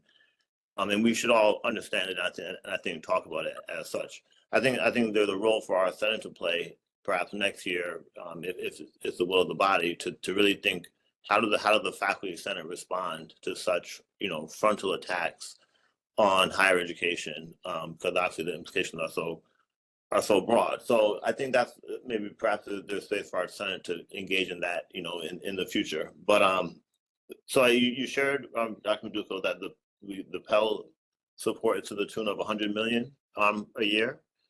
For the TRIO and Gear Up, if you have that amount offhand, that we know the support we get for that, if you could share that, if you have that. More broadly, I think when you share the contingency planning for the grants, I think that would be helpful and informative to all of us to just recognize how much the actual tune that these federal attacks would amount to. And so I guess my question is, if you have the number for TRIO in Europe, and then the second question is, are you willing to use the reserves that we have? We have, understanding, $200 million in reserves. Are you supportive of using those reserves to shore up some of the grant funding if it comes to that, in the upcoming years? Thank you, Seth. Thayer? Good afternoon, President Meduco.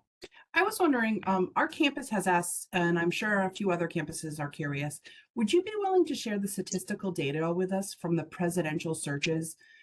Meaning, how many people applied for the positions, how many people applied for multiple campuses, just the qualitative and quantitative data from that. I know there's a lot of curiosity of how many people applied for my campus or how many people applied for another campus. Will we receive that data at any point? Okay, thank you, Thayer. And China. Hello, again, President Meduco. From my campus, we would like to know 2 things. Is there any news regarding whether Housatonic or Naugatuck Valley will be overseeing the library part-time faculty for Danbury? You said 2 questions. What's the other one? And China? the other is, when will a decision be made on our leadership? Okay. President Meduco. starting with, do you have the amount for the TRIO and Gear Up grants? And are you willing to spend the reserves to mitigate the harm? Yeah. We have, so Professor Freeman, thank you for the question. I want to respond to his first comment regarding how can the Senate be invited? We need the Senate to be involved. I would love the Senate to be vocal regarding what the Senate deems as their concerns, their insights as it relates to, these federal and state level developments, because there will be a domino effect in terms of what happens at the federal level and what it will do at the state level. Healthcare is freaking out right now because we are anticipating a cut to subsidized health insurance, Medicaid, and Medicare. If that happens, I am telling you, I don't care what state it is, blue or red, all bets are off when it comes to higher ed funding.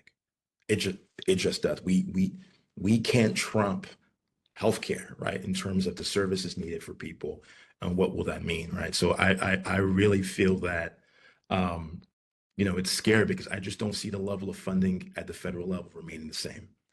Excuse me. And what does that mean for us? What does that mean for, our sector here in Connecticut and statewide? So, I know the unions, plural, have been vocal and continue to be vocal nationally, but I do think institutional Senate bodies need to speak up and, take a stand, submit a letter to our federal legislators, to our board, et cetera.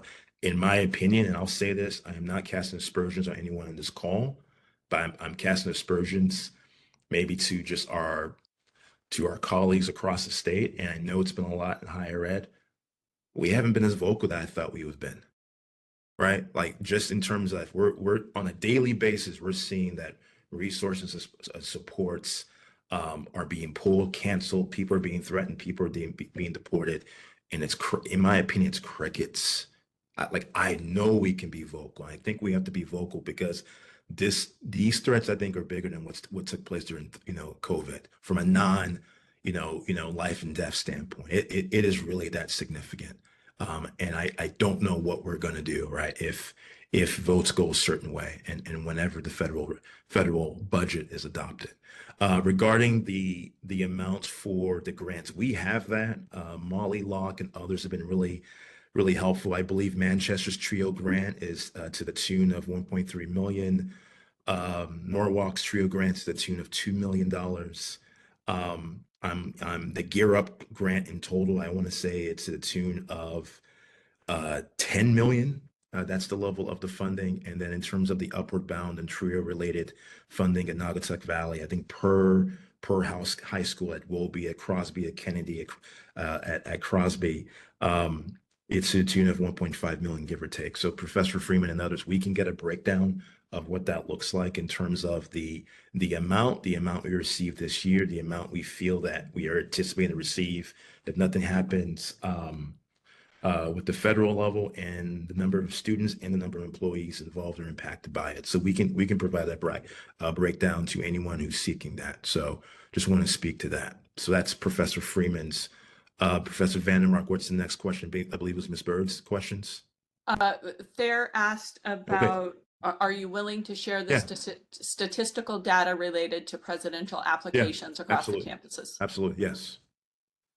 And then China, it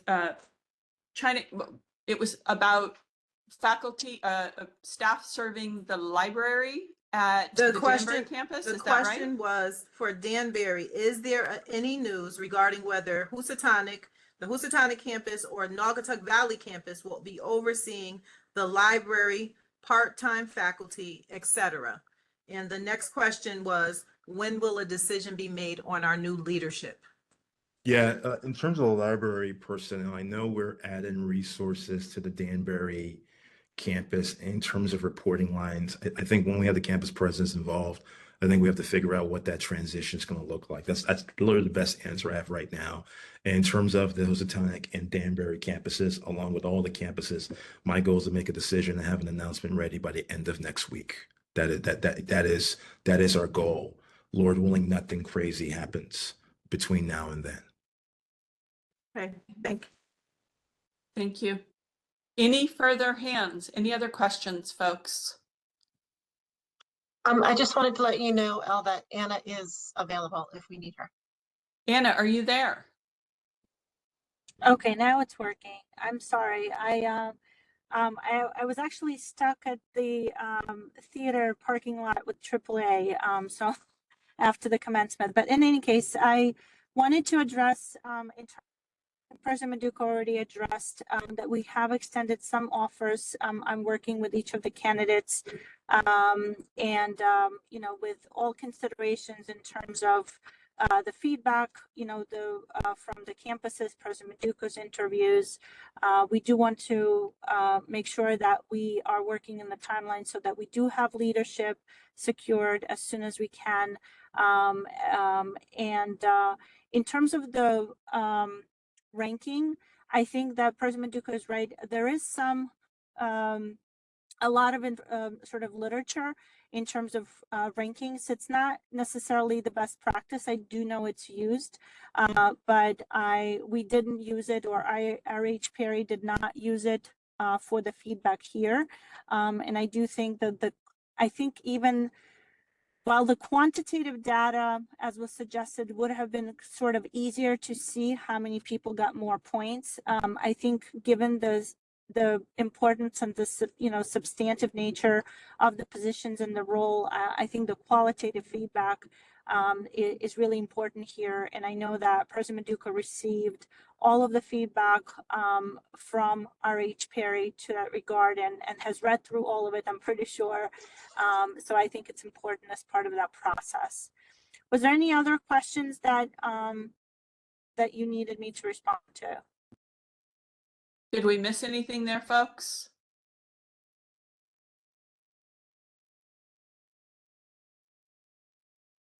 Chris, I see your hand. This is a new question, so it doesn't directly have to do with Anna if she... That's okay. Go ahead. I was just wondering if we could get, like, request, I know this wouldn't be finalized yet, but once we have all of those work agreements, could we get an update in the fall? Obviously, I won't be here, but could the body get an update of what those cost savings actually look like post this transition? With So the hiring the new Yeah. 7 multi-campus presidents, what's the Yeah. actual savings versus the projected savings? Yeah. President Maduka? Yes, you know, I know, what can I share as and share the private details of someone? You know, Carrie Kelly can articulate this better, but there's the actualized savings will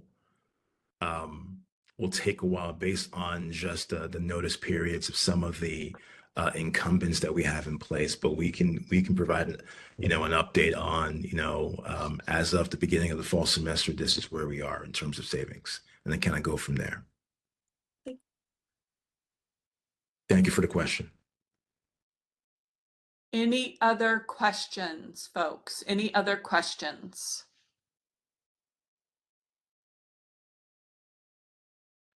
So President Maduka, I feel like I need to respond to your statement about you were hoping that Senate would be more involved and vocal. I think it's difficult for Senate to take some strong positions without the collaboration that we had with CT state leadership. I think over the last 2 years, we have actually peaked and we're starting to fall on our collaboration. And so I would invite increased collaboration between CT state leadership, the new campus presidents, and Senate, because we need to better understand your positions. We need to better understand the issues, and it's through the collaboration that we get a toehold and that we're able then to have a sense of the direction that we want to go. Roberta? I'm sorry. I don't know. I did not perceive what Dr. Maduka said exactly as you had. I thought I understood him to mean statewide, meaning everyone, unions, governance, employees, taxpayers. So forgive me if I'm going in a different direction, but that was my understanding. So, Well, regardless of what it was, in order for Senate to be more interactive, I understood a comment about we need Senate to be more involved and a reference to submitting letters. And we can do that through a collaborative approach. President Meduco, do you want to clarify anything there? No, I think I prefaced my statements not casting aspersions towards anyone or criticizing, but compared to, again, I know we're fatigued. It's been a year, but I think compared to other issues, just across higher ed, not specific to CT state, just in general, I think just we've been more vocal. I see the unions. The unions nationally are turning up the heat as they should, and many thanks to them. But I think in terms of just various bodies of administrators, bodies of senators or whatever, I think we have to be more vocal because we're seeing, the LSAT grant was canceled and that impacted students, right? Like that happened, and other things are being, taking place. I continue to receive letters, Professor Freeman, from our folks, in TRIO and other programs in terms of like, here's the specific examples of the things I do for our students that's made a difference.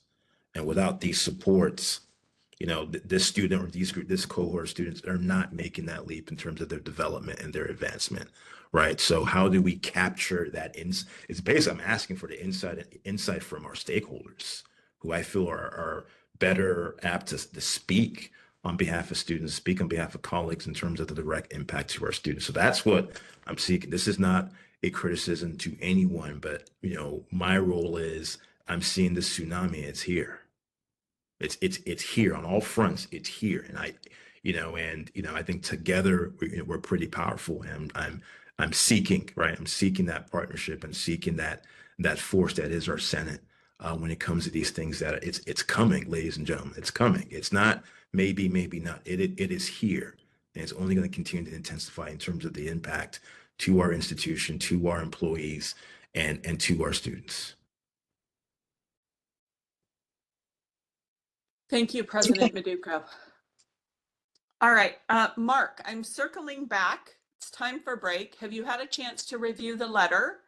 And do we need to endorse the third recommendation, or are you satisfied with the response that you received?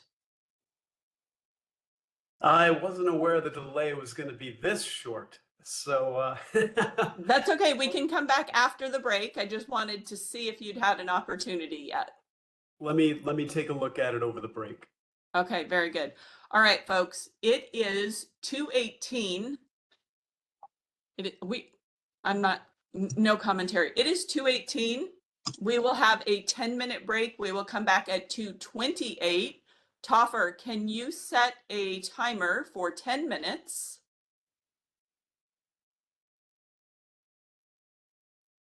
We will come back together. Please remember, I will ask you to turn your cameras on so that I can see that we have quorum. And I will see you in 10 minutes. Thank you, folks.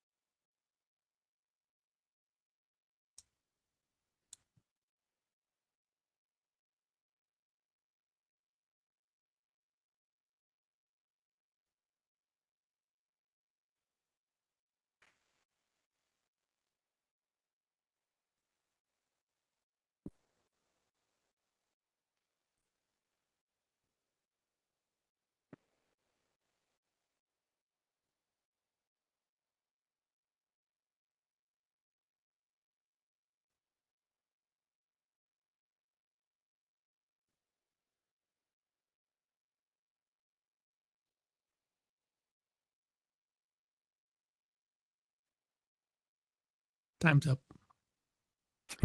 All right, so I'm going to ask folks to turn on their cameras so that we can see that we have quorum again. And Roberta, if you could please let me know once we have quorum.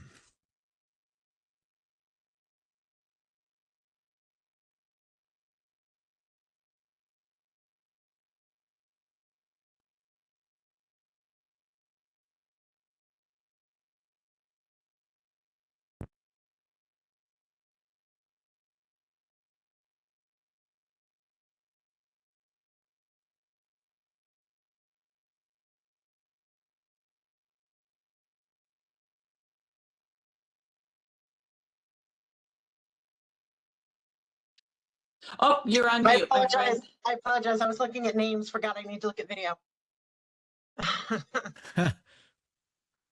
Yeah, we need you to turn your cameras on so that we can make sure we have quorum before we begin business again.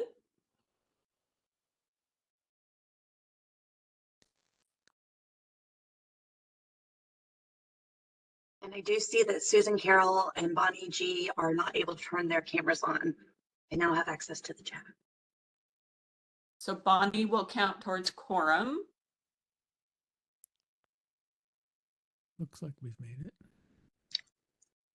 Yeah, we're good now. We have quorum. Okay, very good. Thank you. All right, Mark, we're coming back to you. Did you have the opportunity to review the letter?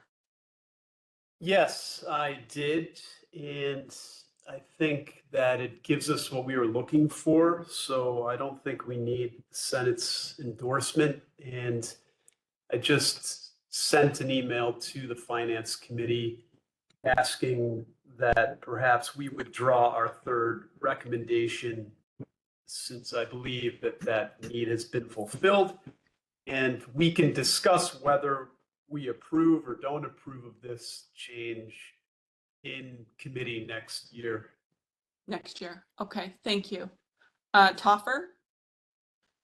Yeah, Mark, I was just wondering if was there like a threshold that you were looking for specifically, or just more specificity in the rules as they currently stand?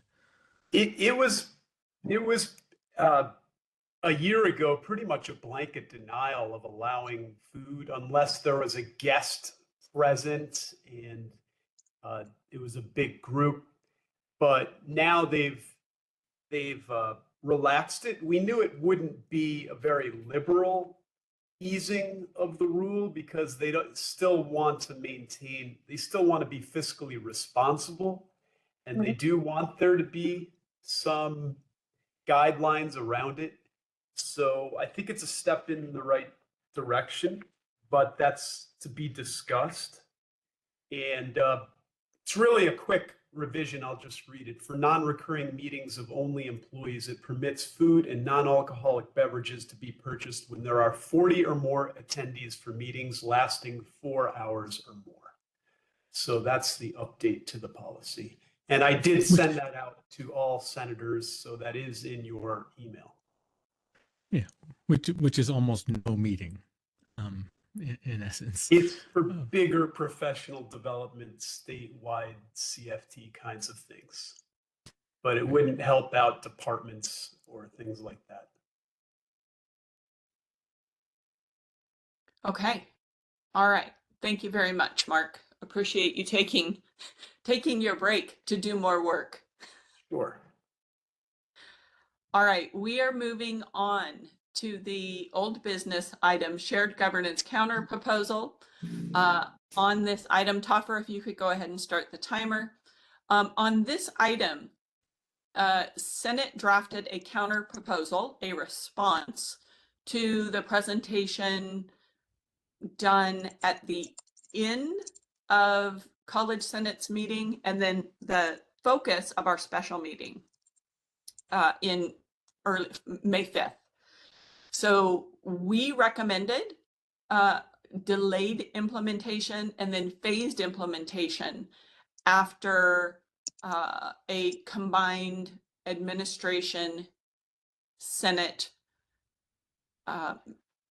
committee that would work on improving and combining their proposal with our proposal and really trying to come up with the best shared governance that we could. As you all might be aware, there was a lot of feedback received after the initial presentation, such that I called a special meeting and we suspended the rules to hear from our stakeholders.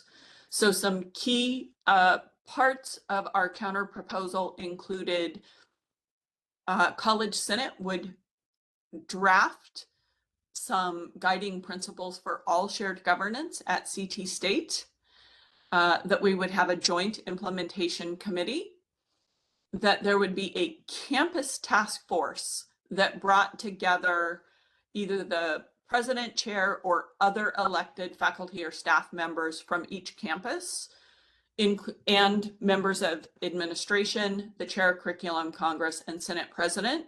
And the task force would work on identifying common principles that all campuses needed to practice, which included communication protocols for strengthening campus and statewide interactions, and of course, upholding the guiding principles of shared governance that College Senate endorsed. And we strongly underlying all of this is a dual need to preserve the autonomy of unique governance campus bodies, while simultaneously needing to provide a way and a process for the campus shared governance bodies to interact and communicate with statewide shared governance. We also recommended extending the SDCs and the SACCs to give the implementation committee the opportunity to really combine the best from all of the proposals. We recognized that Curriculum Congress and some elements of statewide shared governance needed to be changed based on the changes to academic affairs. And then we also said that after a 2-year period, we would have a review, reflection, and adjustment initiated for fall of 2028. I think that covers the key elements of our counter proposal. So with that, I want to open dialogue for any campus issues from our senators. And let's go ahead and, is there anything else that you wanted to raise before I ask Provost Hynek to respond? So from campus senators, is there anything else? Are there any elements that I overlooked or something else that you want to raise? Okay, seeing no hands, Provost Hynek. Oh, Toffer, you raised your hand in just the nick of time. Sorry, Provost. Sorry, I was struggling to find the hand feature still. I just wanted to reiterate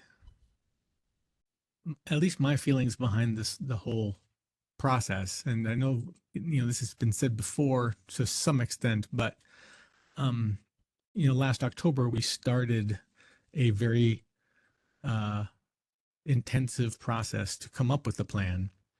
And it was rushed by the administration. We were asked to do it by March, get it done by March. And then we don't end up with a response until 3 weeks before the end of the academic year. And it's been very frustrating for that to happen. And now my campus is asking, well, where are we going to be at in the fall? And even given the response that we've seen, I have no answers for them. So this whole process, I have to say, is very, very trying for everyone, and it's been incredibly frustrating to try to provide answers for people about where we're going to stand. And I would urge a slower approach to change. I feel like I've said this before, but a slower approach to change is required in some cases. And this is one. Thank you, Toffer. Nick? Thanks, Elle. Really, the main takeaway for Three Rivers is one of the biggest concerns with the DCs and PCs being the vehicle for curriculum review on the campus. While the DCs and PCs are definitely content experts, especially the PCs, content experts in their discipline and have a real deep knowledge of the curricular matters that are important to their programs.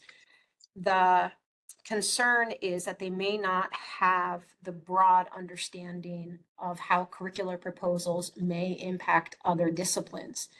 And that at Three Rivers, historically, our curricular review body has been very collaborative, and it is years of development of faculty and staff, GPAs, registrar, financial aid experts at that table that have been able to really develop a deep and expansive knowledge of how curricular proposals may impact not just their discipline, but multiple different disciplines.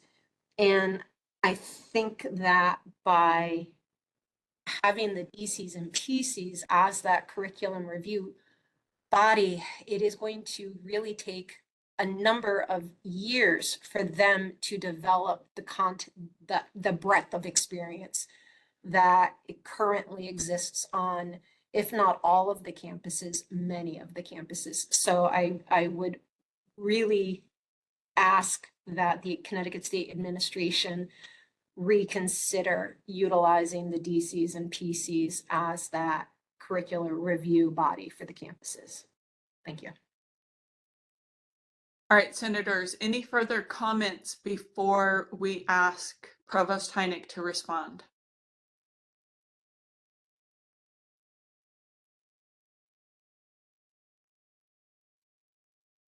All right, Provost Hynek, you have the floor. Well, first off, Senators, thank you for your thoughtful reflection on the counter proposal to your proposal that initially was discussed in the April meeting. I think it's really important for us to be mindful that we're in the midst of a lot of change. So I agree 100% with that.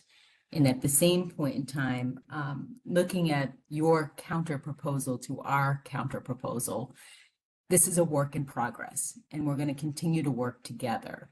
So first, I do want to say that I do think President Maduco and I are in agreement with a phased-in approach to the campus-based Senate over the fall semester.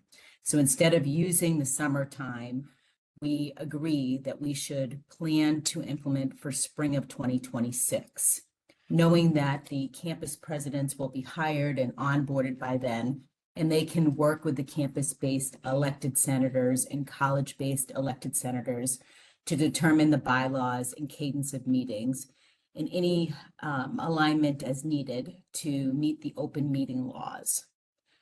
Although there may be campus-based nuances, and we understand the need for that, there certainly is a need as one college for a certain level of consistency among our campus-based Senate work as it relates to being an additional communication vehicle for gathering information and feedback for our college-based Senate work. As noted earlier, August 25th and 26th will be professional development days and are an opportunity to begin this work. College and campus administration will work with campus and college-based senators to determine the bylaws, communicate the communication venues, and impact to workload for campus senators and form a campus-based Senate task force. We're in agreement with that. Hopefully co-chaired by a campus-based senator and a campus president. That's something the administration would be recommending.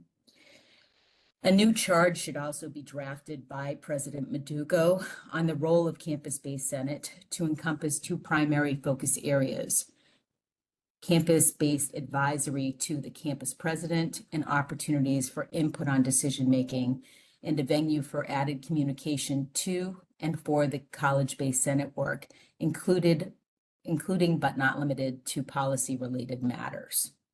So that's, covering where I think we do have common ground on campus-based Senate moving forward. I can now talk a little bit about the recommendations related to moving forward with the SDCs and the SACCs. I would say that understanding the 4-school model, like the campus president model, is launching in the new fiscal year. Returning to the SDC and the SACC model is problematic in many ways. There's a significant shift in the SDCs and the SACCs with the 4-school model. And there really isn't ample time, now that we are less than a week away from the end of the semester, to review that, bring it back to Senate for review when faculty are off contract, in time to revise this for September, not having a significant impact on our ability to revise and implement our curriculum in a timely manner for next year. Having listened to the college community and in the first Senate proposal and governance summit, there were significant concerns raised about the inequitable workloads of the SACCs and the SDCs. Membership composition, limited oversight sometimes when there seem to be some unprofessional actions that may have taken place during those meetings, and the inefficiencies at some cases that occurred last year. In some cases, new programs and revised programs have taken a long time to get through our process. In some cases, over 1.5 years to make it through our process. So there's obviously lots of work that we need to do to continue to refine our process in the years ahead. I am supportive, and I believe President Madugo is also supportive of us working together and still working through endorsement by Senate of the CDGs and the CDCs. We see the opportunity on the 25th and 26th to come to that conversation. In my letter that will go out to faculty in August, as it did last year, with the information that we've received from the SDCs on their recommendations around CDCs and CDGs. That information would be shared in that first meeting in August on the 25th, giving us time to refine that group to make sure that it would be a work in progress and that folks felt that they had the opportunity to determine the right groupings for the CDCs and CDGs. Moving forward with that is something that we are supportive of, moving forward with that beginning for next year. We're also looking to have a new charge document I'm recommending to be developed by myself, and making sure that in addition, over the fall semester, we are implementing 4 curriculum fellows, because that is an area that we know needs strength, making sure that our forms are created and that one would be hired from each school to support the building of professional development for faculty who are looking to update the curriculum process with program or course modifications, new course or program offerings, or course discontinuations in collaboration with the Chair of Curriculum Congress. I will note that it is a work in progress because we know in the spring of 2026, we will also be launching a new curriculum platform called CourseLeaf Curriculum, which will also support the streamlining and review of both discipline-based and interdisciplinary opportunities for feedback, and it will help simplify the process.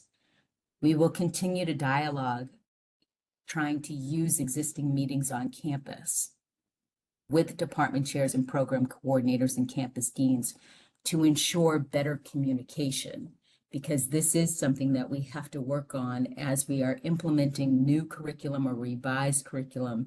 Our campus deans play a pivotal role in the schedule of offerings. They play a pivotal role in faculty workload and many conversations across departments. Communication is something that we need to continuously work on. Adding the resource of curriculum fellows will ensure that our faculty are trained on our processes, are aware of the timeline that it takes for proposals to be fully approved and actionable. They can help ensure that the forms are filled out properly prior to going to Curriculum Congress, and that our student learning outcomes are measurable. We support giving the new model time to stabilize prior to assessing it for continuous improvement. And we agree that a 2028, 2029 timeline makes more sense for additional revisions to happen in the years ahead.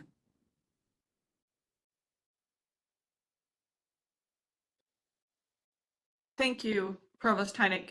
Can you talk more about what the 2 half-days of professional development, what you envision for that?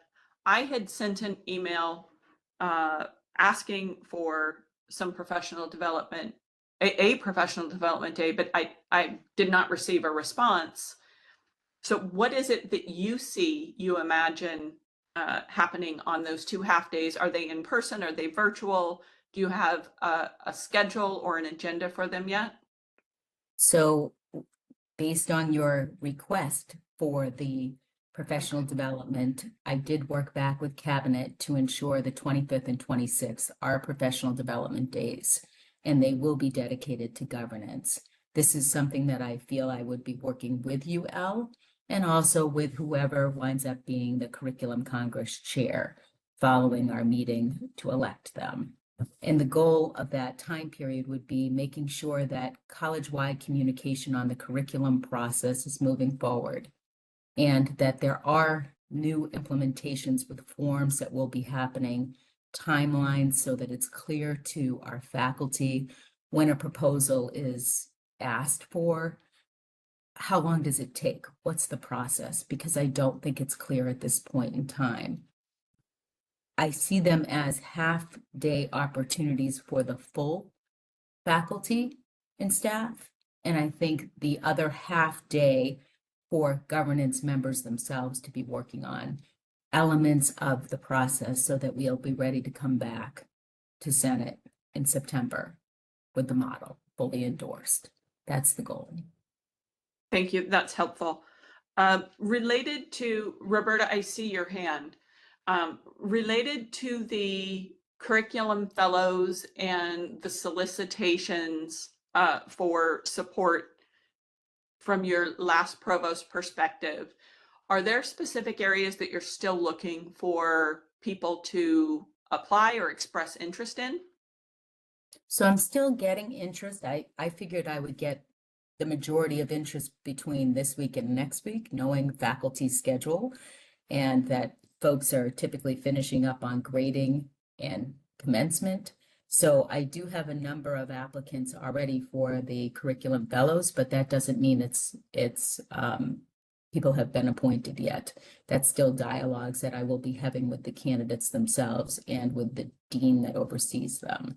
But I will have 4 curriculum fellows that will work with the Curriculum Congress chair to help us update our forms, as well as the work that they're doing with the forms committee, and making sure that they're helping to develop the professional development needed for people who are working on modifications of curriculum, whether it's course-based or program-based, and updating our website, updating the timeline process, because I think sometimes folks forget that we make recommendations to the board, and any new programs or any program modifications still have to go to the board.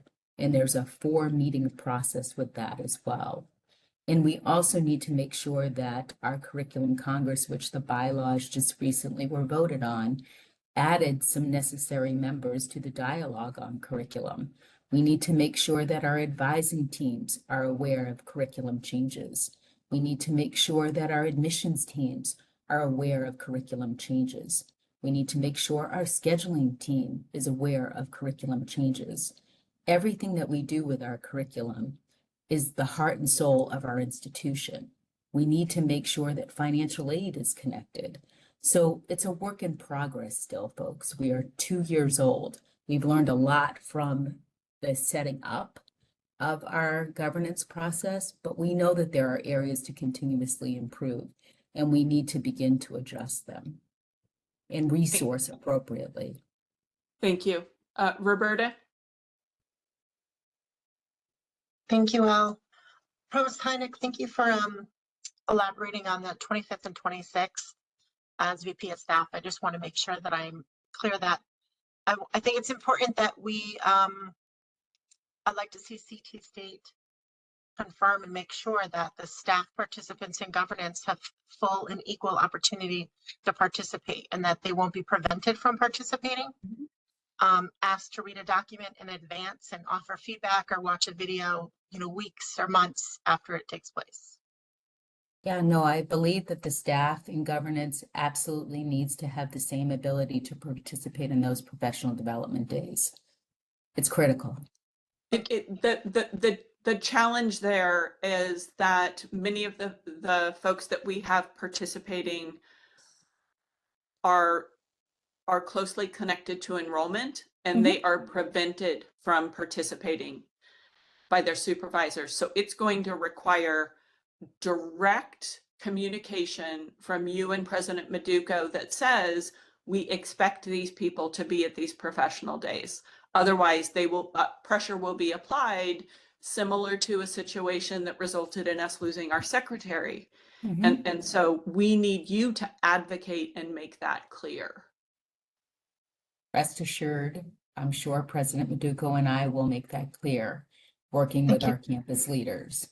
In addition, I will say that I am open to feedback on how we do the professional development days. Al, I assume that I would be working with you and with the Curriculum Congress Chair on that time period along with Executive Council. The goal too might be that we have one or half of the day, one day that we are doing some face-to-face with all new governance leaders. I think that that's an important opportunity for us to set the stage moving into the next year.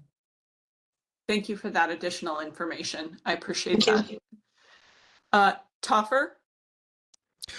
I've got two questions or comments, mostly questions, about the curriculum part. And they're somewhat, the second one's kind of long, so I put them both in the chat as well for people. But right now you've proposed one fellow, a curriculum fellow per school.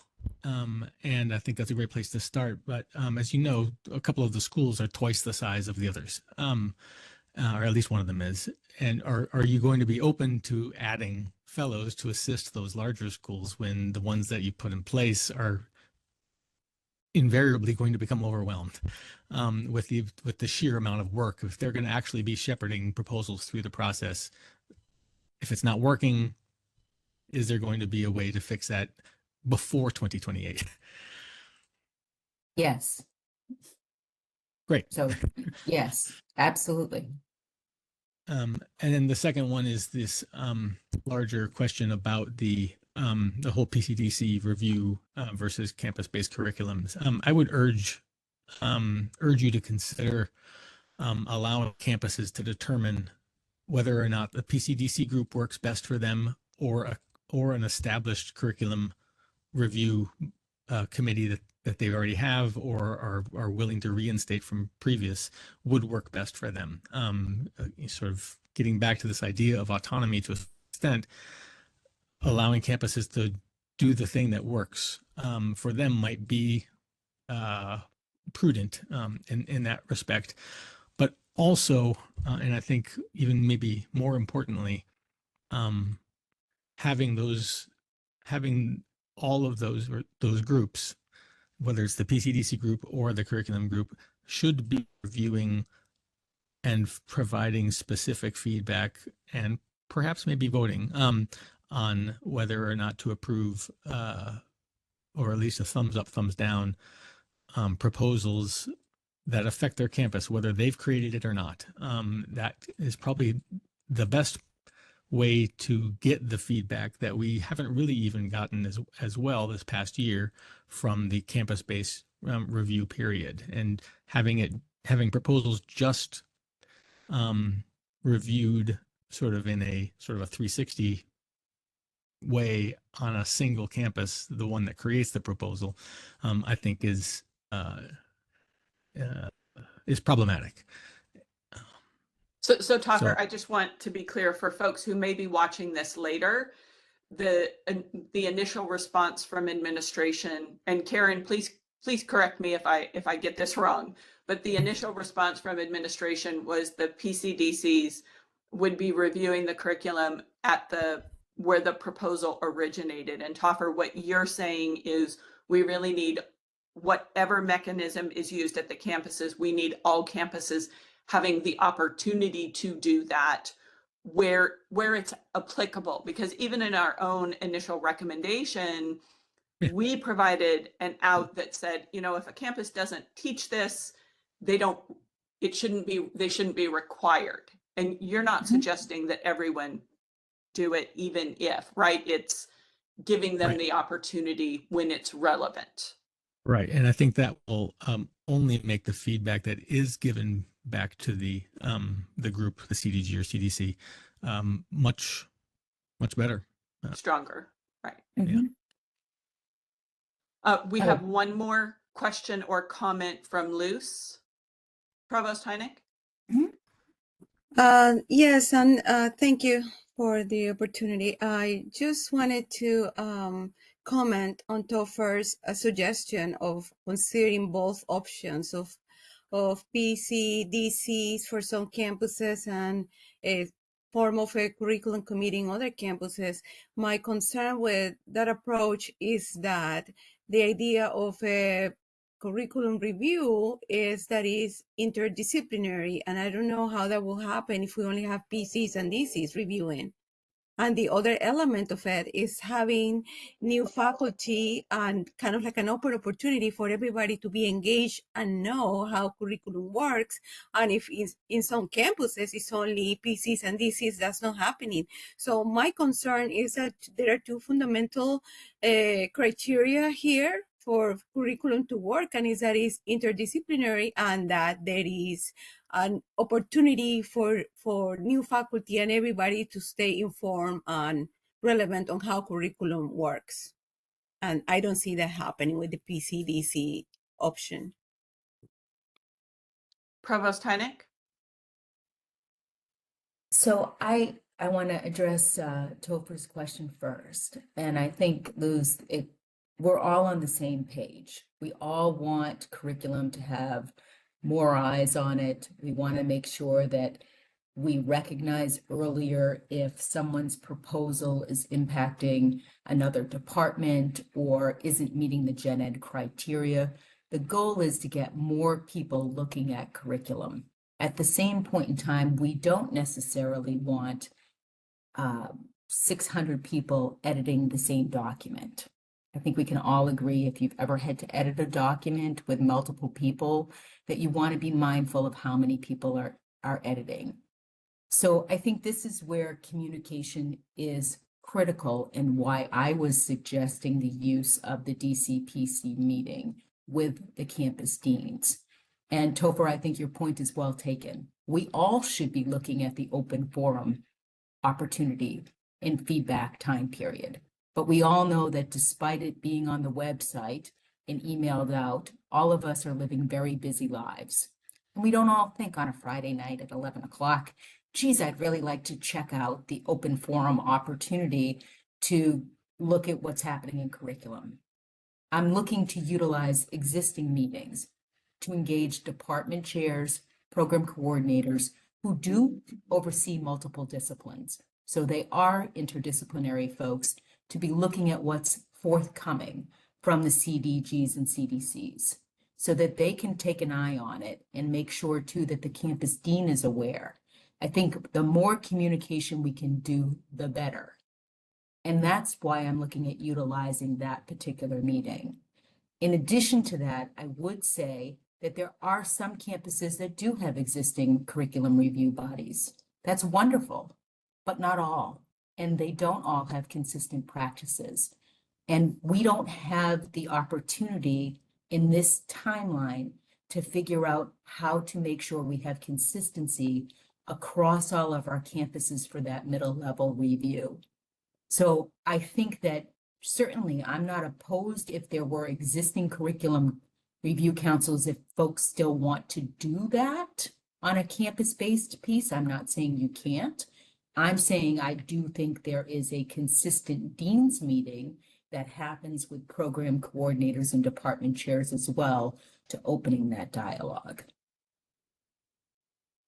and making sure that people are aware what's coming forward. Thank you. All right, Roberta, we are out of time and we also don't have a motion on the table. So I'm going to let you ask your question, but just please be cognizant that we have utilized our time here. Thank you. I just wanted to state what I'm hearing from the PCs and DCs on my campus. And that is that their meetings are already an hour and 45 minutes long, sometimes 2 hours long. They're never able to really cover the entire agenda of what gets funneled down. And the concern that they will not have the appropriate amount of time to really provide a rigorous reflection and an analysis of curriculum that would be coming before them. I think that also, I would agree that there needs to be some consistent practice, but I'm not really certain that that consistent practice would take place at the PCDC meetings. And it could certainly be shared with those campuses that already have pre-existing campus review, curriculum review committees. Thank you. Provost Heinig, do you intend to send a written response or is it just this appearance at Senate? Well, I wanted to have this conversation before I created the written response, if that makes sense to all of you, Sure. having gotten your response just this week. So senators, is there a motion here or are we ready to move on? What is your preference?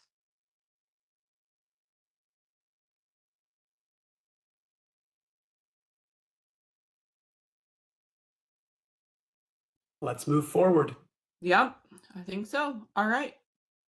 Thank you very much, folks. Appreciate it. Toffer, can I have 5 minutes on the clock? Please let this go into overtime if necessary. Actually, yeah, 5 minutes on the clock. It'll go into overtime. Provost Heinig, you provided a response Tuesday, maybe Wednesday. I've lost track of the days. Your updated guiding framework for schedule and cancellations. Can you summarize the key changes that you made to the document?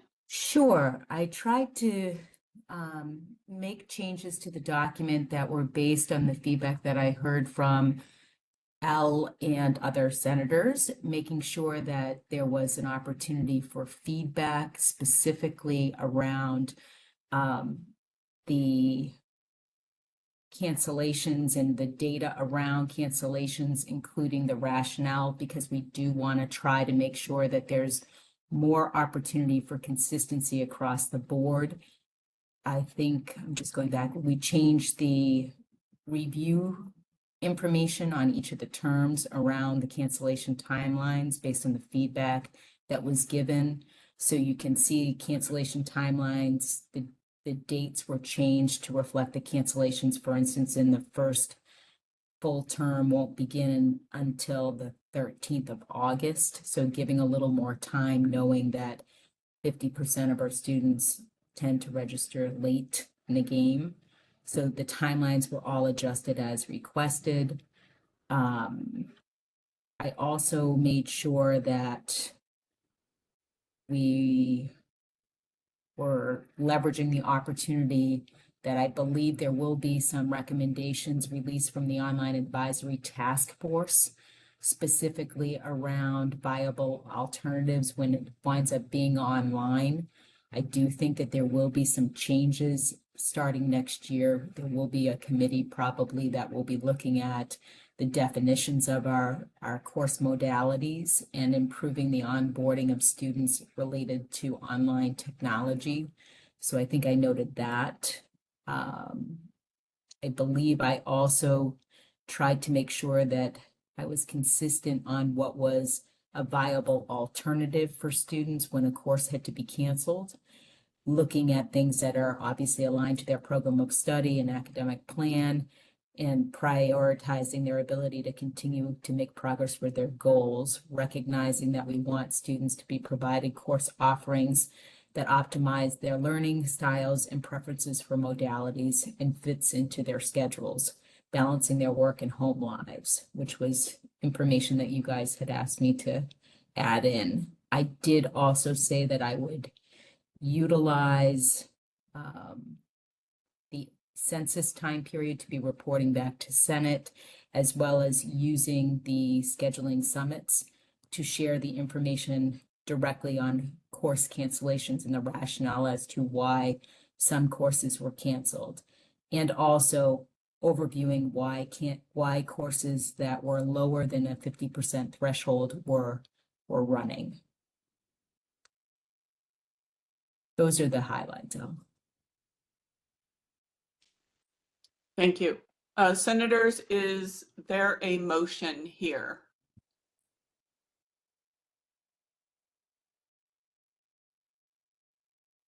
And I did confirm we received it. I shared this with you on Wednesday. Toffer? I move that we endorse the guiding framework and schedule for schedules and cancellations. This is Roberta. I'll second. Thank you. Any further discussion?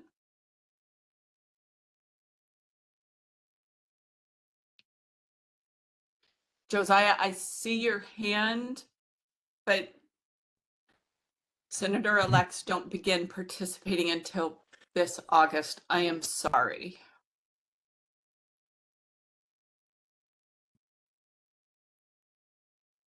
Seth. I just want to, the only since Josiah from Capitol, request that he'd be able to ask this question or provide his feedback. Josiah, go ahead.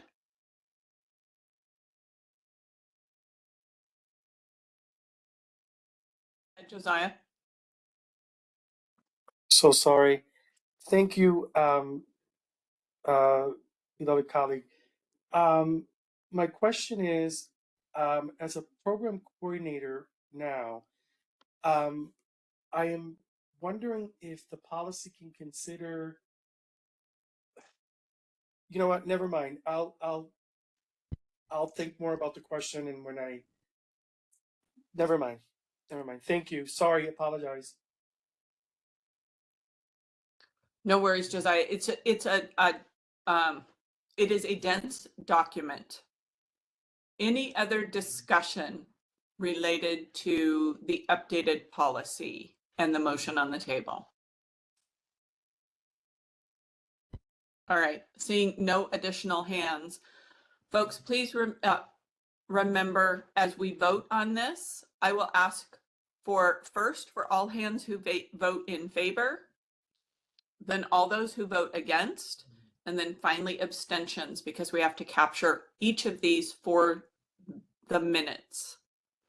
So all of those voting in favor, please raise your hand now. All of those voting in favor, please raise your hand now.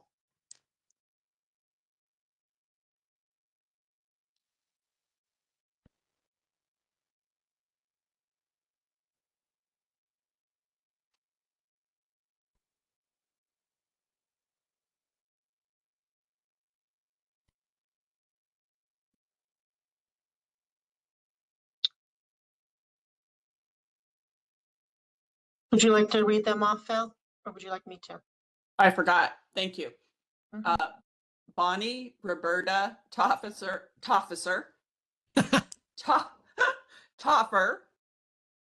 Chris, Michelle, Nick, Jennifer, Jill, Mark, Joe, Brian, Luce, Asia, Joe Cullen, Michael, China, Jane, Robin, Fair, Melissa,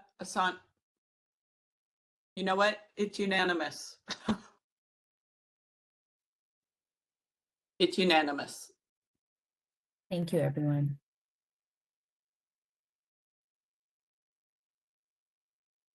Look, okay. Should we lower the hand? Are you doing that, or? I just did it. I just did it. Oh, you did? Okay, thank you. Oh, I had a little trouble figuring out what was up and what was down, so sorry about that. So, just a point of order, if I may. Because we call for unanimous consent and we called for the affirmations, we sort of do need to call for the negative. I can. Does anyone oppose? Any votes in opposition? Thank you. There is no opposition. Okay. Any abstentions? Just checking, even though I thought I saw everybody's hand, just to be sure. We do have one abstain. All right. Thank you. Seth, we had one abstention. That was Seth. All right, very good. Thank you. And moving on to Gail, are you on the call? We are way off of time. I have not seen Gail on the call yet.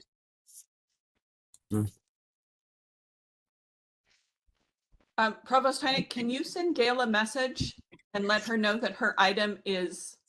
Yep. We'll do it. We'll just do it out of order. We'll go to you for the code of conduct and hopefully let her get on the call. So we're going to skip the posthumous degree item, and then we will return to it. Yes, I know, Chopper, that we're not doing it properly, but it's fine. We're still being, I think we're making responsible use of our time. All right, folks, we're moving on to code of conduct. We did receive some late questions about this. So Provost Heineck. So code of conduct, I think you guys got the document.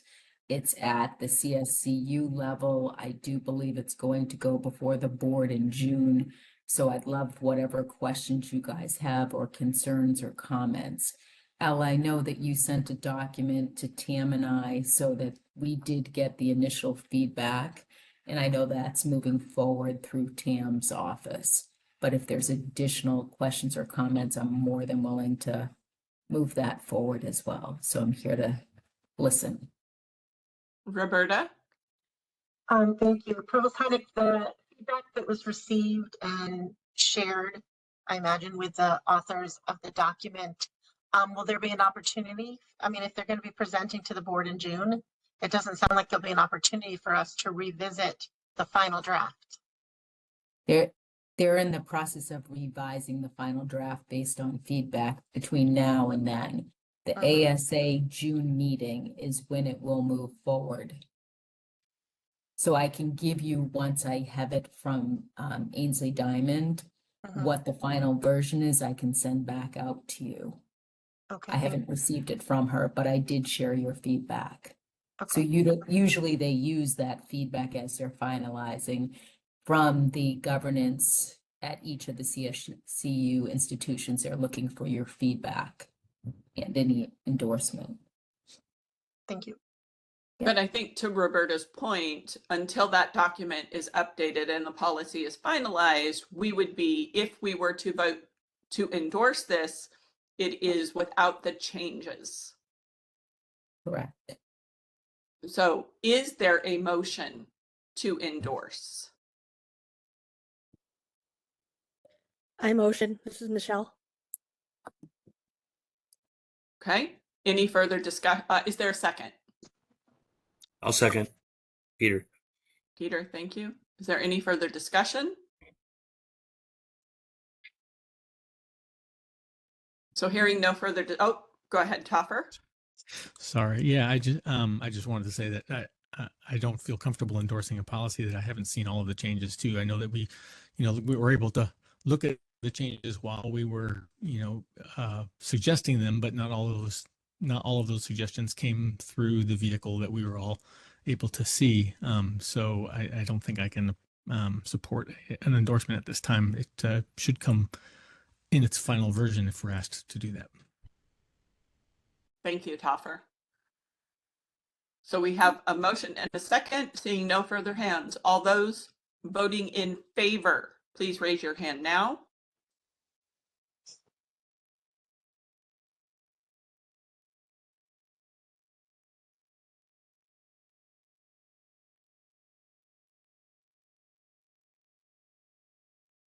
We have Jill, Michelle, Peter, Joe Cullen, and Mark voting to support. I'm going to go ahead and lower those hands. All those voting against, please raise your hand now.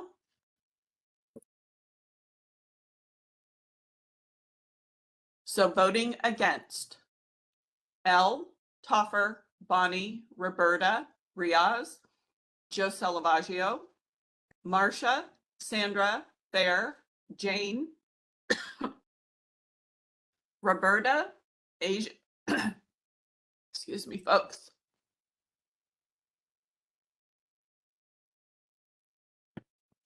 Still voting against: Asia, Nick, Jennifer, Chris, Brian, Melissa, and Asantwa. That's 18, Elle. Thank you. Any abstentions?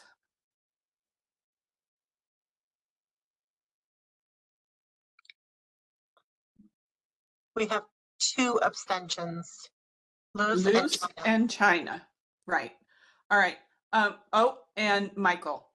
So Provost Heineck, I speak with confidence on behalf of Senate saying that voting to endorse a policy that has not yet been changed Yeah. and finalized is something that we are not comfortable doing.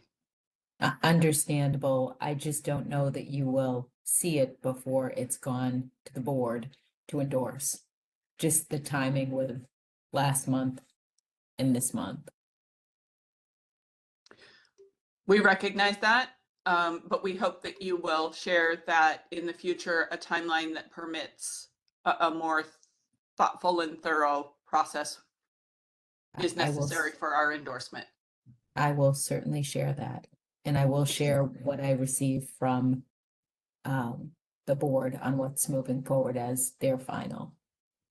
Thank you. All right, we are going to, I see that Gail has joined the call, so we're going to return to the old business item of the posthumous degree. Yes, good afternoon, Gail? everyone. Yes, Thank you. you're welcome. Thank you for having me. Can you summarize the changes that were made in response to the Yes. feedback that we received? Absolutely. So we did send out an updated draft. I believe you should all have seen a copy of it for right now, but just to summarize it, the credit threshold for posthumous degree was adjusted from 75% to 50%. And based on moving that threshold, there did not appear to be a need for having a certificate of academic achievement as well as a posthumous degree. So we have removed that from the draft document that you have. And finally, the Senate requested that individual campuses should decide who will be in contact with the student's family regarding this process. And the language on the 4th and 5th bullets should have been updated to reflect that preference. And I believe Cabinet has also reviewed, is in support of this as well. So we bring this updated draft to you this afternoon for hopefully your endorsement so we can move forward with making this our CT state process. Thank you. Roberta? Thank you. Given the changes shared, I move to endorse. Second. Thank you. Is there a second? Second. Was that Toffer? Yes, ma'am. Thank you. Any further discussion? Seeing none, all those voting up. Are there any objections? At least one. Okay. All those voting in favor, please raise your hand now. All those voting in favor, please raise your hand now. Mine. It was just, I thought we were voting, so you can take that Oh, off. that's all right. We're already in process, Michael. I appreciate that you were an enthusiastic voter, though. We appear to have 21 in favor, up to 22, so you're going to want to call the mill. Okay. Still rising. Elle, Roberta, Bonnie, Toffer, Jane, Robin, Chris, Peter, Sandra, Jill, Michael, Jennifer, Nick, Joe Cullen, Asia, Michelle, Mark, Joe Salavaggio, and Melissa. Oh, more. Melissa, Brian, Luce, Thayer, China, Asantwa, and Riaz. I believe that is unanimous, Roberta. No, we're missing 2. That's 25. And we've got 27 on the call. Yeah, there's 2 that haven't voted. Oh, there they are. Okay. I'm going to have to leave it up to you and Toffer to confirm because hands are showing and then not showing. So how many total do we have, Roberta? Right now on the screen, I'm going to refresh. It says 24 senators with raised hands. All right, I'm going to read them again because I'm literally watching them flicker often on my screen. So Elle, Roberta, Bonnie, Toffer, Jane, Robin, Chris, Peter, Sandra, Jill, Michael, Jen, Nicola, Joe, Asia, Michelle, Mark, Joe Salavaggio, Melissa, Brian, Luce, Thayer, China, Asantwa, and Riaz. Who is? With those, we are back at 25. I just counted 25 based on what you just said, Elle, with my fingers. So yeah. Okay, and that is unanimous consent, correct? No, we have 27 Senators on the Freeman call. and Brandt have not voted. I yet. see. All right, I am lowering hands. Those in opposition. Those in opposition. One. Marcia. Okay. We have 1 in opposition. Marcia, thank you. And abstentions. Abstentions. None in no abstentions. The motion carries. Thank you. I gratefully appreciate your partnership in this, and I'm glad we're able to do this at some level of hopeful comfort to our students' families should this need arise. So very appreciative. Thank you. Thank you, Gail. We Sure. appreciate you working with us. Of course. And now we are moving on to concurrent and dual enrollment. Provost Heineck. So as President Maduko mentioned, we are in the midst of CSCU looking to move forward a umbrella policy for dual and concurrent enrollment. You'll notice in the document that you've all received, it does outline a number of definitions. Those definitions are national definitions. They're not necessarily 100% the way we run things here in Connecticut, but they're national definitions that we are trying to make sure that folks understand. The document also includes the information around the faculty credentialing process for high school teachers who are teaching our classes, that it has to be that they have equivalent preparation in order to teach our classes as anyone else teaching our courses on our campuses.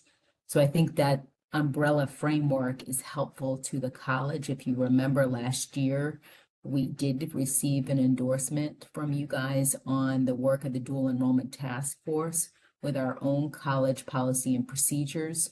They can go into effect once this umbrella policy is approved by CSCU. It will be helpful to us to then update all of our legacy agreements with our 169 school districts. So I'm hopeful that we can move forward with endorsing the umbrella policy that Dr. Diamond has worked on. And it is in congruence with what we had developed as the dual enrollment task force last year. I'm happy to take questions. Yeah, Provost Heineck, I didn't hear you respond to some specific questions that I asked on behalf of some questions that I received late this week. I mean, from the document itself, I'm happy to do that. I was thinking they were coming from you orally here. Yeah, will ninth graders have grades or GPA requirements to meet the admission requirements? And if so, how? And should this be changed to ninth graders in their second semester? So remember, this is an umbrella policy that's covering both us and the four-year institutions. The four-year institutions are not accepting ninth grade students. So the definition around ninth grade in early college is a national definition, that it starts as early as ninth grade. Our own policy and procedure, we will have our own college one that was endorsed last year by Senate, does allow ninth grade students with a 2.0 GPA as a minimum, which obviously means second semester. In our own policy, it will reflect that. Okay. Why is the criteria for 11th grade for middle college, but ninth grade for early college? Again, these are national definitions. A middle college starts in 11th grade. It started in the 90s, and that was the model that many of the middle colleges that are on our campuses, including Great Path Academy, Quinebaug Middle College, they begin in the 11th and 12th grade. So that's why the definitions are there. And I think the last question is, we need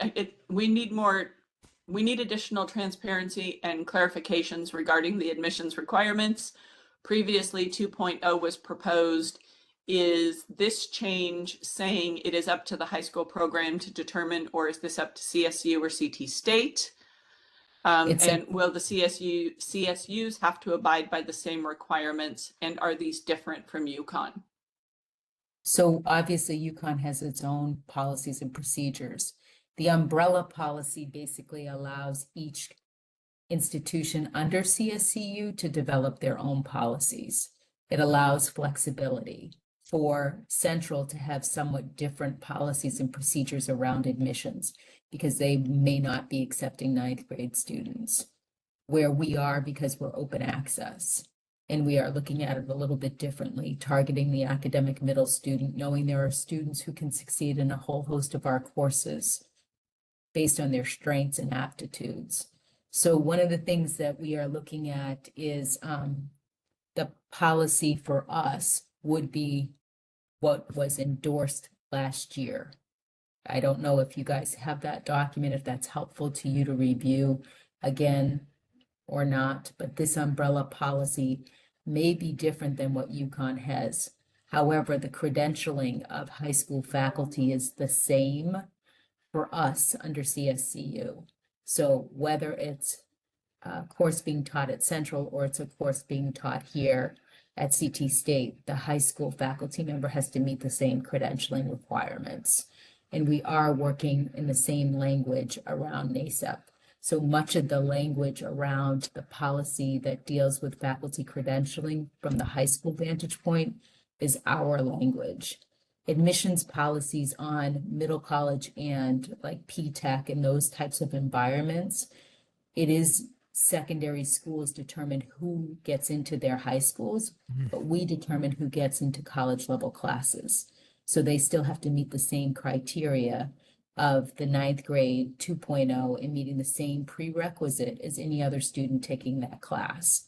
So if there's an entrance requirement of being ready for college level English, for instance, they still need to meet that in order to take the class. Okay. But criteria to getting into a middle college high school is the secondary high school determines that. But the college entrance into dual enrollment, we determine.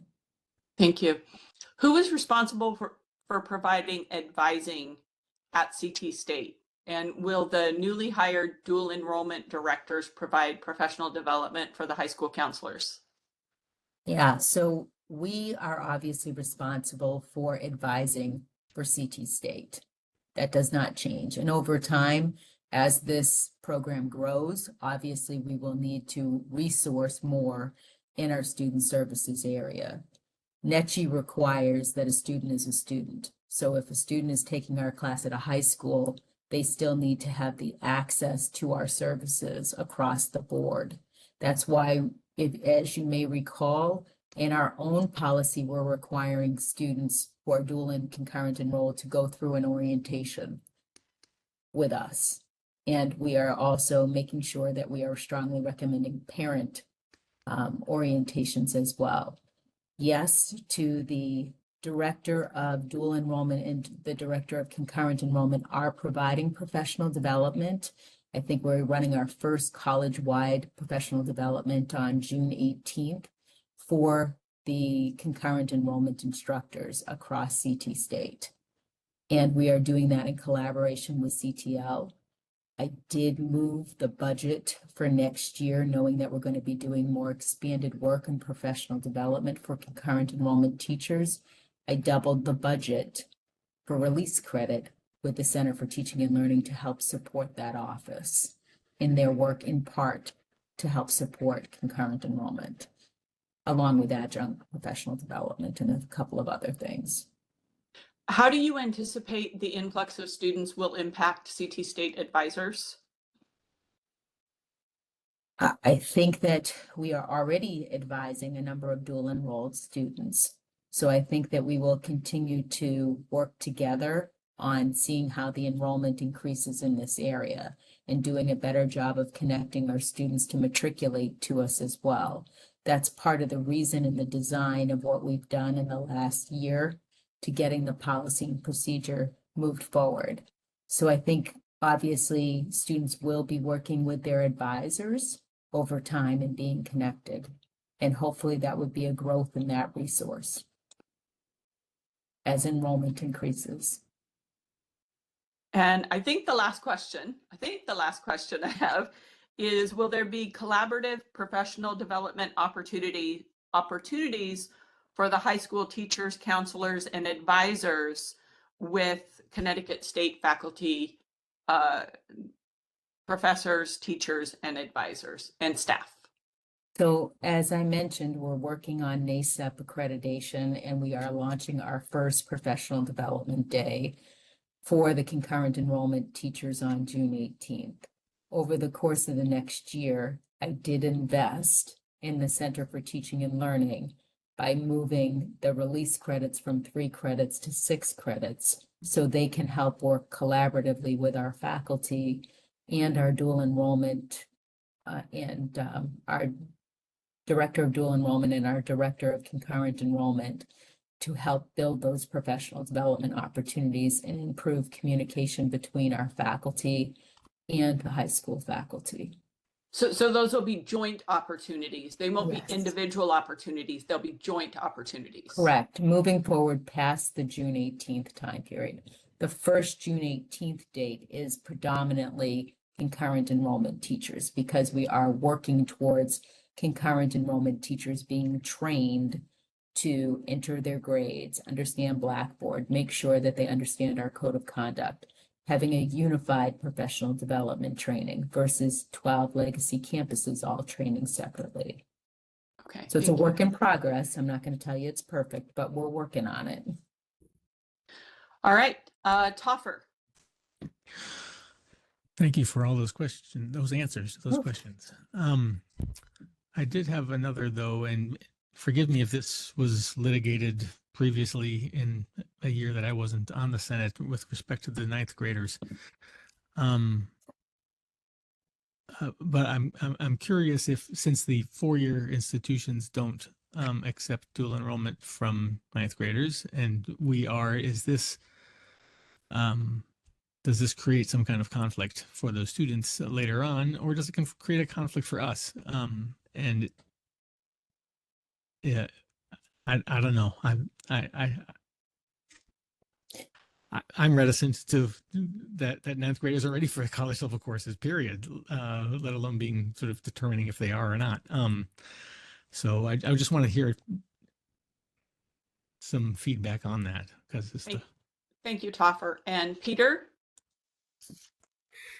Yeah, I guess I was just going to get in. Hi, Karen. Thank you for coming and sharing this info. I know this is clearly a really important initiative across CT State, so we'll get that. Definitely had some resource concerns shared to me by people on the ground in terms of the level of advising. It's a high touch audience. Apparently, a lot of the high school counselors they don't know our academics and so forth. So it is a heavy lift.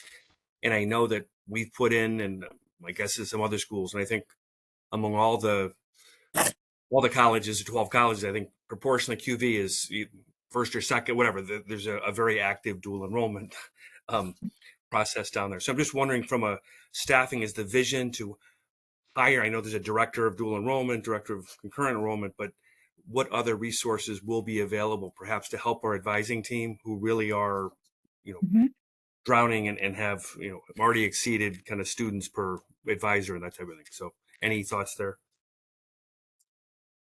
And last but not least, Bonnie. Good afternoon, Provost. I have a question in regards to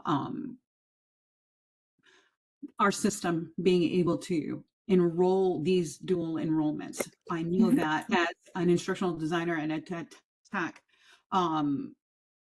we have to manually add dual high school enrollments into Blackboard if they're going to be using that environment. And that is a manual process that is coming in at very high peak times.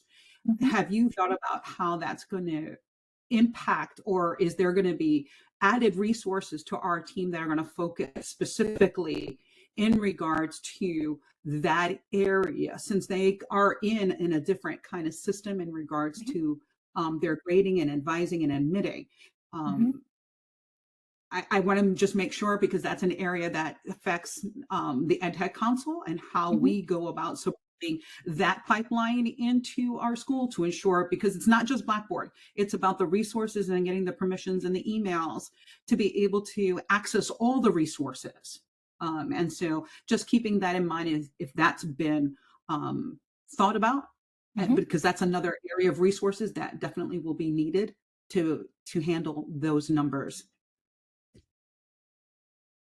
And that was 3, Karen. Okay, so great questions, everybody.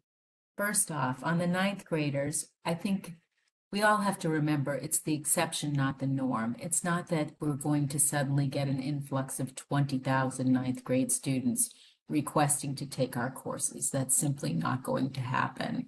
But we are allowing the opportunity for the student in 9th to decide, hey, I'm really interested and I'm a gifted art student and I'd like to take an art course, or I'm exceptionally good at chemistry and I have the ability to taking the course. We're opening that opportunity. They still have to have a minimum of a 2.0. They still have to have the ability to meet the prerequisite of the course. So I think that's the importance to offer. And I do think that national literature does show there are 9th grade students who do exceptionally well in dual enrolled courses all across the country. And without our policy and procedure, we are limiting students to being able to have access. We are working to have much more intentional work with our high schools. And I do think that we even have examples at Norwalk with our P-TECH program where students start as early as 9th grade already. So all we're doing in the dual enrollment policy and procedure is ensuring what we're doing at one campus, we're able to do it all. And we will provide and continuously assess how the dual enrollment implementation goes and what lessons we've learned for continuous improvement. But we will be working on the pathway aspects. As far as the resources, 100% agree with folks. This is going to need to be resourced in the years ahead. That is in part why President Madugo and myself were at the press conference with the governor yesterday. He has earmarked within his budget $7.5 million for dual enrollment, which I think would be helpful in funding this and funding positions versus tuition. That's how we would want to be using the funding. in resourcing, whether it's with additional advisors, whether it's with additional dual enrollment and concurrent enrollment coordinators. All of that is part of what we would be building out in the years ahead, because it does have to be resourced, and you're correct, it is a different population.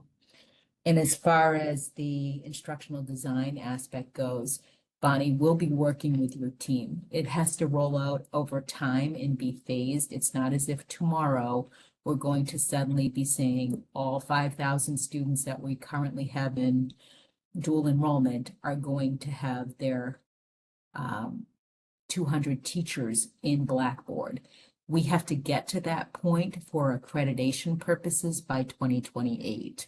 In order for us to do anything in dual enrollment in the state, we have to be NACEP certified and accredited. That process will require the students and the faculty teaching it, whether they're at the high school or whether they're on our campus, to be able to have the access to the same resources. So we will have to be investing in additional supports. So thank you for letting me know that.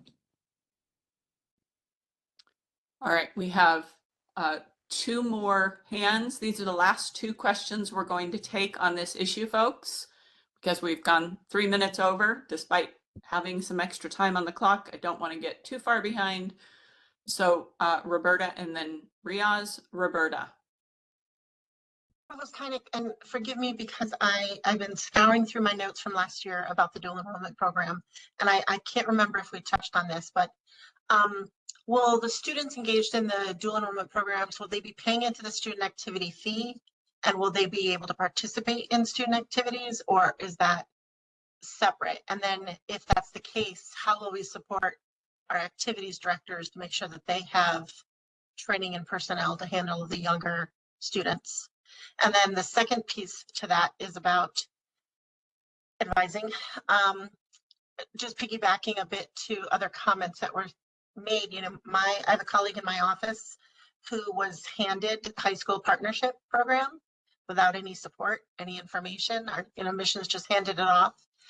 She gets phone calls at all hours from not just the students, but their parents and from guidance counselors. So we need to reinforce the additional training and support that's going to go out to folks that are working with these constituents and all that comes with the minors. Mm-hmm. Thanks. And Riaz. I'm going to withdraw the question. I was going to speak in favor of 9th graders, but I don't think that's necessary. Okay, thank you. Provost Heineck. A student is a student in this circumstance, so they are going to be eligible for student activities. They're eligible for ODAS. They're eligible for working with our advisors and our admissions team. They have access to our libraries. That they have to have the same college experience in order to meet accreditation standards. I agree with you on high school partnership. It is something that through cabinet we're working to have more consistency around, making sure that there isn't a difference between the campuses with certain quota amounts and other campuses that don't have a quota amount by district.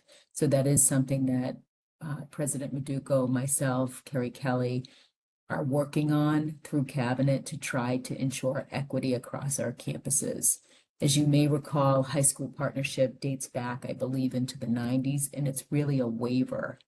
It's a waiver for the top 20th percentile student taking dual enrolled classes on our campus, up to 2 classes, tuition-free, fall and spring semester. Under our own dual and concurrent enrollment policy and procedure, we didn't change that because we felt that that's more of a tuition waiver option.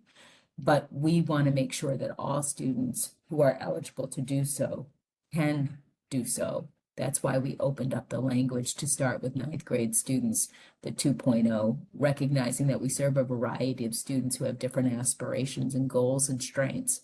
And we don't want to limit students' ability to taking our courses, some of which are career orientated, some of which are liberal arts based.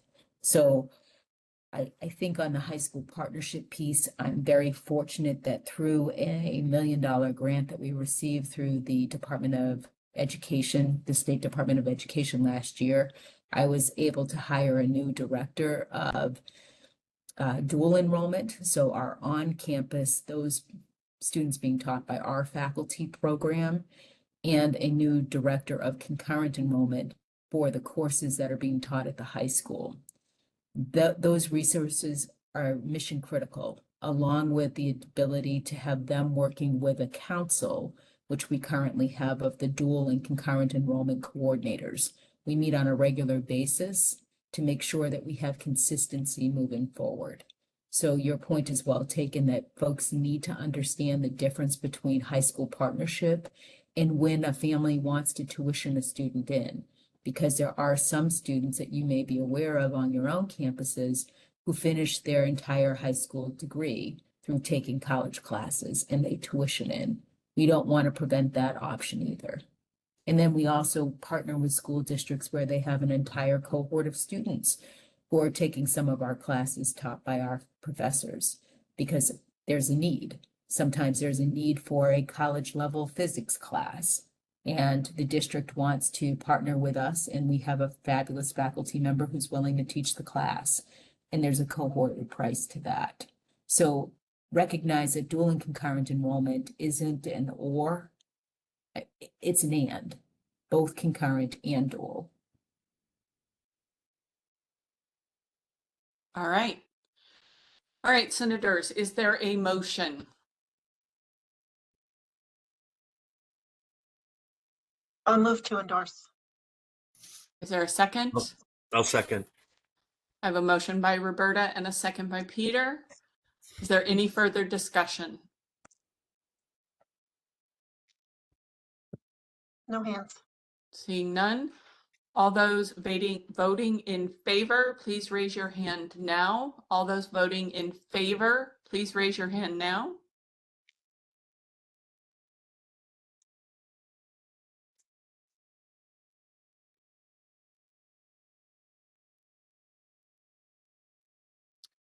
I'll begin reading the votes in favor. All 27 hands are up, Elle. I very much appreciate that. We have unanimous support. Thank you, everyone. Appreciate it. I'm going to go ahead and lower all hands. Somebody else did. I think that was you, Roberta. Thank you. Our final item. Cynthia, are you here? I think I saw you earlier. Yeah. So our final item before closing remarks, folks, is records management guidelines.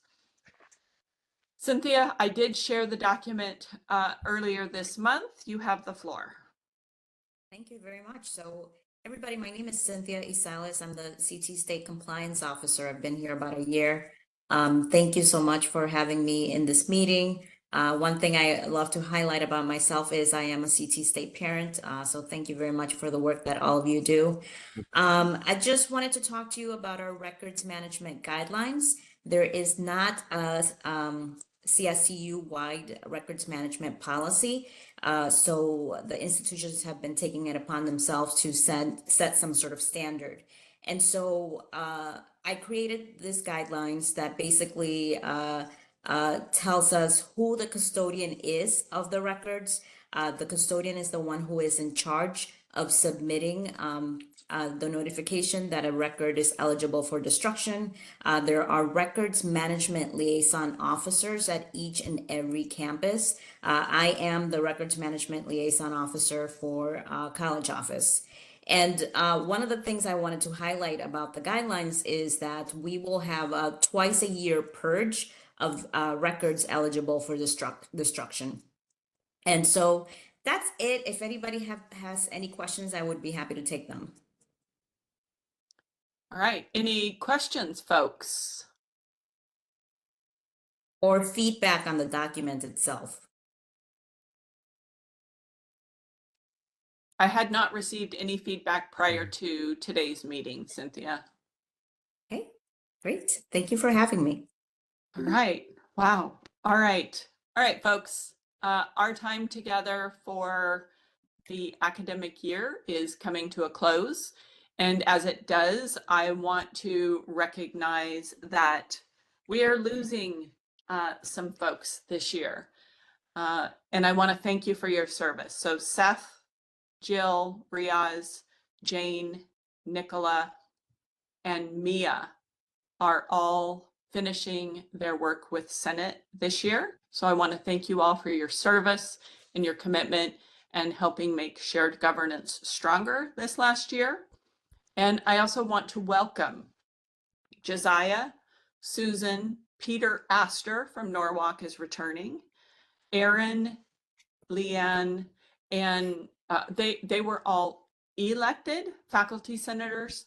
But I also want to recognize that Valerie was elected from Manchester to serve a vacant position. She's actually been with us, I believe, 2 meetings. And so we are losing some folks who are seasoned in shared governance. I hope that while you are transitioning off of Senate, that you will continue to collaborate because your voices are important. And to the new folks who are onboarding, it can be a challenge to learn how we function. So please don't hesitate to reach out and ask questions. The best thing that you can do is ask a clarifying question, because if something isn't clear to you, it might be an opportunity for improvement. So as we finish up this call, I want to thank you all. You have been incredible to work with. Miguel, that's right. Thank you. Miguel is also rejoining Senate, and he is replacing Maya. Is that right, Roberta? Mia Samsel. Mia, thank you. Did I forget anybody else? Because it's entirely possible. Just our students. I really want to thank. That is where I'm going next. Yeah, thank you. Because the 3 students that we had were amazing. And you, as students, you blazed a trail and you have done incredible work. You are the reason that we do this work. So thank you for all you've done. If you will continue to be at CT State, I hope we see you all in leadership positions next year, because we benefit from your continued participation. I'm not very good at this, so I don't know if I will be successful, but I'm going to ask for a round of applause for our students. See if I can manage my own ask here. All right. Thank you all. Thank you all. I appreciate your work. I look forward to working with you in the upcoming year. Please remember to capture a few reflections about the presidential search and commencements, because we will be doing some postmortems this fall so that we can make things better in the future. And with that, it is 3:57. We still have quorum. We are adjourned. Bye, folks. Bye, everyone. Thanks, everybody. Have a great summer. Everybody. A wonderful Have a summer. great year, everyone. Thank you. Bye-bye, everyone. Bye. Have a great summer, everyone. Likewise. Cute, Topper.